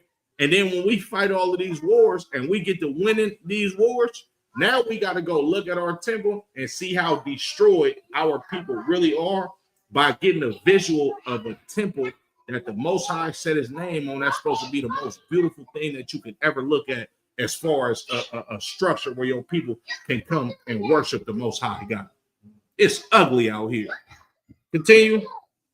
Or in one of the mountains, the priests' chambers pulled down. The priest chambers is pulled down. They pulled down the chambers of a brother who dedicated his life. His lifelong goal is to sit up there and minister unto the Lord and settle disputes of the children of Israel. He don't have a job but to settle our problems. Like, they don't even own land. Our priests live in this temple. This is where they supposed to live.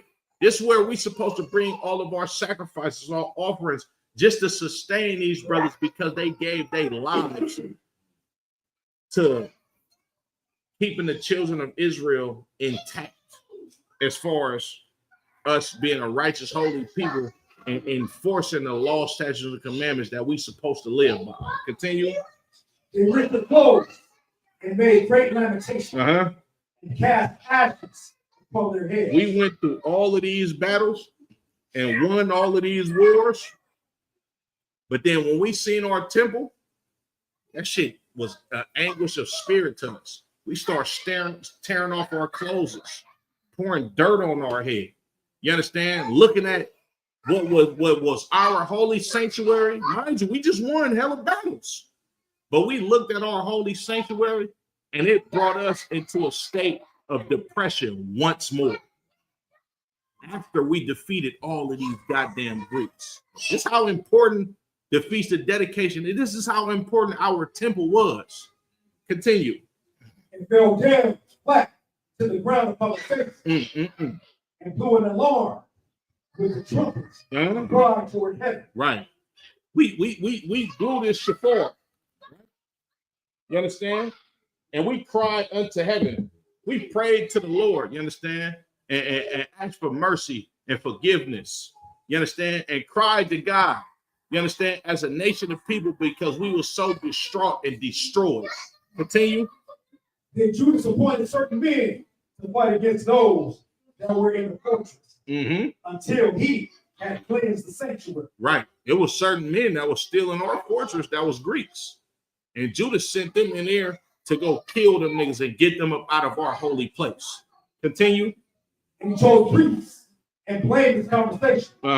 Such as have pleasure in the law. We restoring the temple now.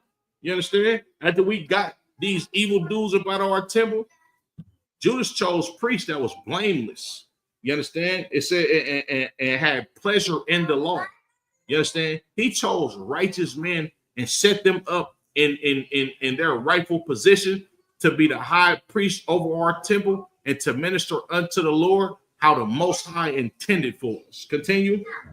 Who cleansed the sanctuary and bear out the defiled stones into unclean places. We tore all of them damn altars down and took them out of our temple. We started putting high priests back in their rightful place. We dedicating to cleansing this temple. This is what today is about. Continue. And when as they consulted what to do with the altar of burnt offerings, which was profane, right? They thought it best to pull it down. Right. These altars where they sacrifice these pigs, they had councils. Man, what should we do with these offerings that they sacrifice all of these abominable animals? Man, take that shit down, bro. You understand? This can't stand in our temple. Continue. Lest it should be a reproach to them. Lest it should be a reproach to them. Not only was it so goddamn evil to eat anything unclean, but it would have been a reproach to us to keep anything that something unclean touched. Continue. Because the heathen had defiled it. Because who? The heathen had defiled it. We got to get this shit up out of here. These Greeks didn't defile our holy temple with these abominable. I'm too wild, sir. Too wild. These heathen have defiled our temple with these abominable altars that they sacrifice whatever type of unclean animal that they want to eat. Go ahead, sis. Get a sister the microphone, Baba Bashar.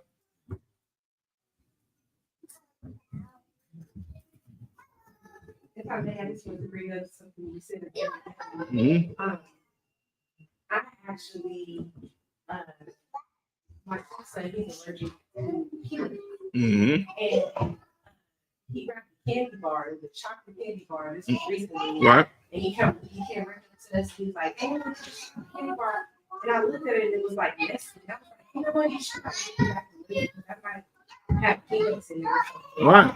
And he grabbed it and sure enough, it's a little chocolate candy bar. And it said that contains peanuts. It didn't say contains. Oh, it might. It might have been in contact with peanuts. Oh. So for precaution, they're letting people know not to eat it. But you know what you're saying is heavy because you might not even know that you're doing something that is unlawful, but you got to make sure that you're doing your work and checking and making sure that you know what you're doing is lawful because you might be innocent. And you might be like, "Oh, but you don't know if it's such a note that's unlawful." Right. Yeah, that's just the read them labels when you go to that grocery store. You understand. And show the Most High that you actually give a damn about His laws enough to stop what you're doing and see what you actually consuming. You got that? Sluggy. Read. Continue, Brother Kashan. 40.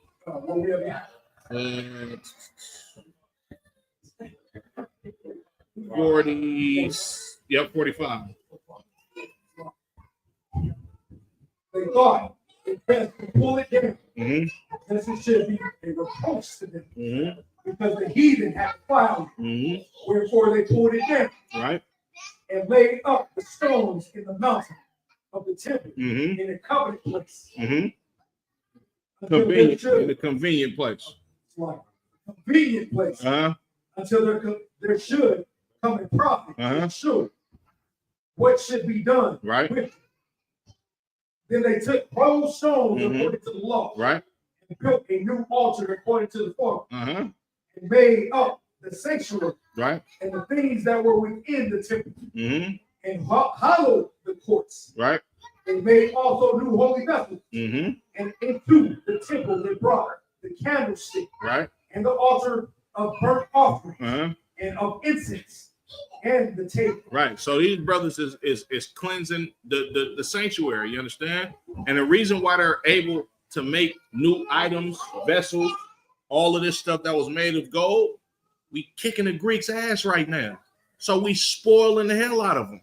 We getting all of the silver and gold back.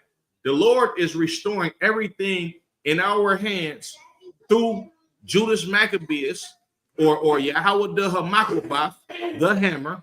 You understand? Because he fought for the law of the Most High, so the Most High fought for him. The scriptures say the Lord is going to be an enemy unto your enemies if you do what the Lord says. You understand? And this proof right here. Continue. And upon the altar they burned incense, Uh-huh. and the lamps that were upon the candlestick, Right. they lighted, Mhm. that they might give light in the temple. Right. Furthermore, they set the loaves upon the table Mhm. and spread out the layers, Right. and finished all the works which they had begun to make. Mhm. Now, on the 5th and 20th day, On what? on the 5th and 20th day On the 25th day, once again, continue. of the 9th month, Mhm. which is called the month Caltheel, Caslu. Uh-huh. in the 148th year, Yep. they rose up Mhm. betimes in the morning, Right. and offered sacrifices according to the law upon the new altar of burnt offering Uh-huh. which they had made. Yep. Look Uh-huh. at what time and what day the heathen had profaned. Even in that was it dedicated Uh-huh. with songs, with zithers Uh-huh. and harps and cymbals. Right. This first feast of dedication, or this first dedication to the temple, was celebrated on the 25th day of that month. This is so heavy today. I don't know when the last time the feast of dedication fell on the 25th. You understand? This is God's direct challenge to your oppressor's holiday, so-called Christmas, which is a pagan holiday. That's the worship of a goddamn 4,000-year-old slave master, you understand, with the Babylonian Empire. We just read about Nebuchadnezzar destroying our temple. You understand? And this is the rebuilding of the temple, right? The Lord allowed us to cleanse all of this on the 25th day of this month. And then we came together, it said, with citherns and harps and cymbals. When this class ends, nigga, we finna get drunk and listen to music and party. Barakatah Yahweh Shah. You understand? Drop down to verse 59 and I'm done with it. First Maccabees 4:59. Mm-hmm. Moreover, Judas and his brethren with the whole congregation of Israel, right, ordained that the days of the dedication of the altar, right, should be kept in their season, right, from year to year, right, by the space of 8 days, from the 25th day of the month, cast through with mirth and glad. Look. And time also. Hold on, now that's it. That's it. I hold it right there. Y'all keep this as a memorial. This is what Judas Maccabeus, you understand, his brother said to the children of Israel. They fought diligently for us to come back to our law, statutes, and commandments, and us to keep up our seat in our land and do what the Lord told us to do. You understand? The reason why we celebrate this day, year after year, you understand, around this season, is because we honor our brothers that fought and died for the children of Israel against a people that would otherwise want us to perish if we don't do what the hell they do. Everybody that's outside of here that's celebrating Christmas, you ought to be a goddamn shame to yourself. You're a coward and a sellout, and you hate your ancestors. Right. With that being said, I'm gonna go ahead and end it. Go ahead, sir. What you need? I'm just going and end it. Nah. Okay. Huh? Okay, come on, sir. Y'all by Shema Shabaka. No. Okay, come on, sir. With that being said, I'm gonna end it. I'm gonna pass the class to Officer Uraga Bar. Clap it up, y'all.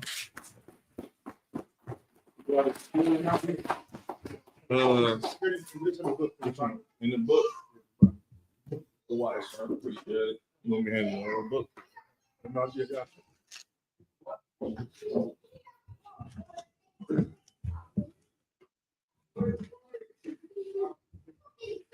All right, that let's talk about again for this the awesome job and next time that concludes the service of Hachaanakah. We are the ISUPK under Commander General Hachaanakah, starting out of 1 West, 125th Street, Harlem, New York. Rules for a new brother and sister. When a new brother and sister come into the school, they are off limits for 6 months. They are to be saluted only. They are here to shut themselves in the world.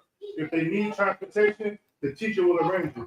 After 6 months, if a brother or sister has an interest in a particular person, he or she must get permission from the head to speak to a brother or sister. There is another 6 months in which the brother and sister will court each other. After this 6 month period, the brother and sister will get permission from the head to marry. Tithe, which is a commandment. You can find this in the book of Numbers, chapter 18 to 21, and Malachi, chapter 3, 8 through 10. Means 10 in Hebrew. Mashat, Asherah. 10% of any increase the Lord give you. Give to treasure the department. Priest funds, free will offerings for priests, not mandatory, whatsoever amount you would like to give. Upcoming holy convocation. We just did the Feast of Hanukkah. Hachaanakah, Salakia.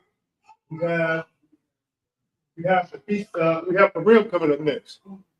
The Purim is on March. It's Friday on 13th of March. Check the bulletin board when you leave. Remind Akim Akwakim to check the bulletin board. If any brother wants to become a trooper in the school, start wearing all black. Boots, shirt, pants, headband, or scarf. With that, men of Israel, a Muslim needs to stand. Men of Israel, we're going to give one person salute to the teacher. Men of Israel, a Muslim Shabbat, a Muslim, Barak. Yahweh Shemel Shabbat Thumb. Y'all do the top. Star, which means turn, facing sisters. Sisters, a Muslim if you can. A Muslim means stand. Men of Israel, we're going to give one person salute to the sisters. Men of Israel, a Muslim Shabbat, a Muslim, Barak. Y'all to the top. Dismiss.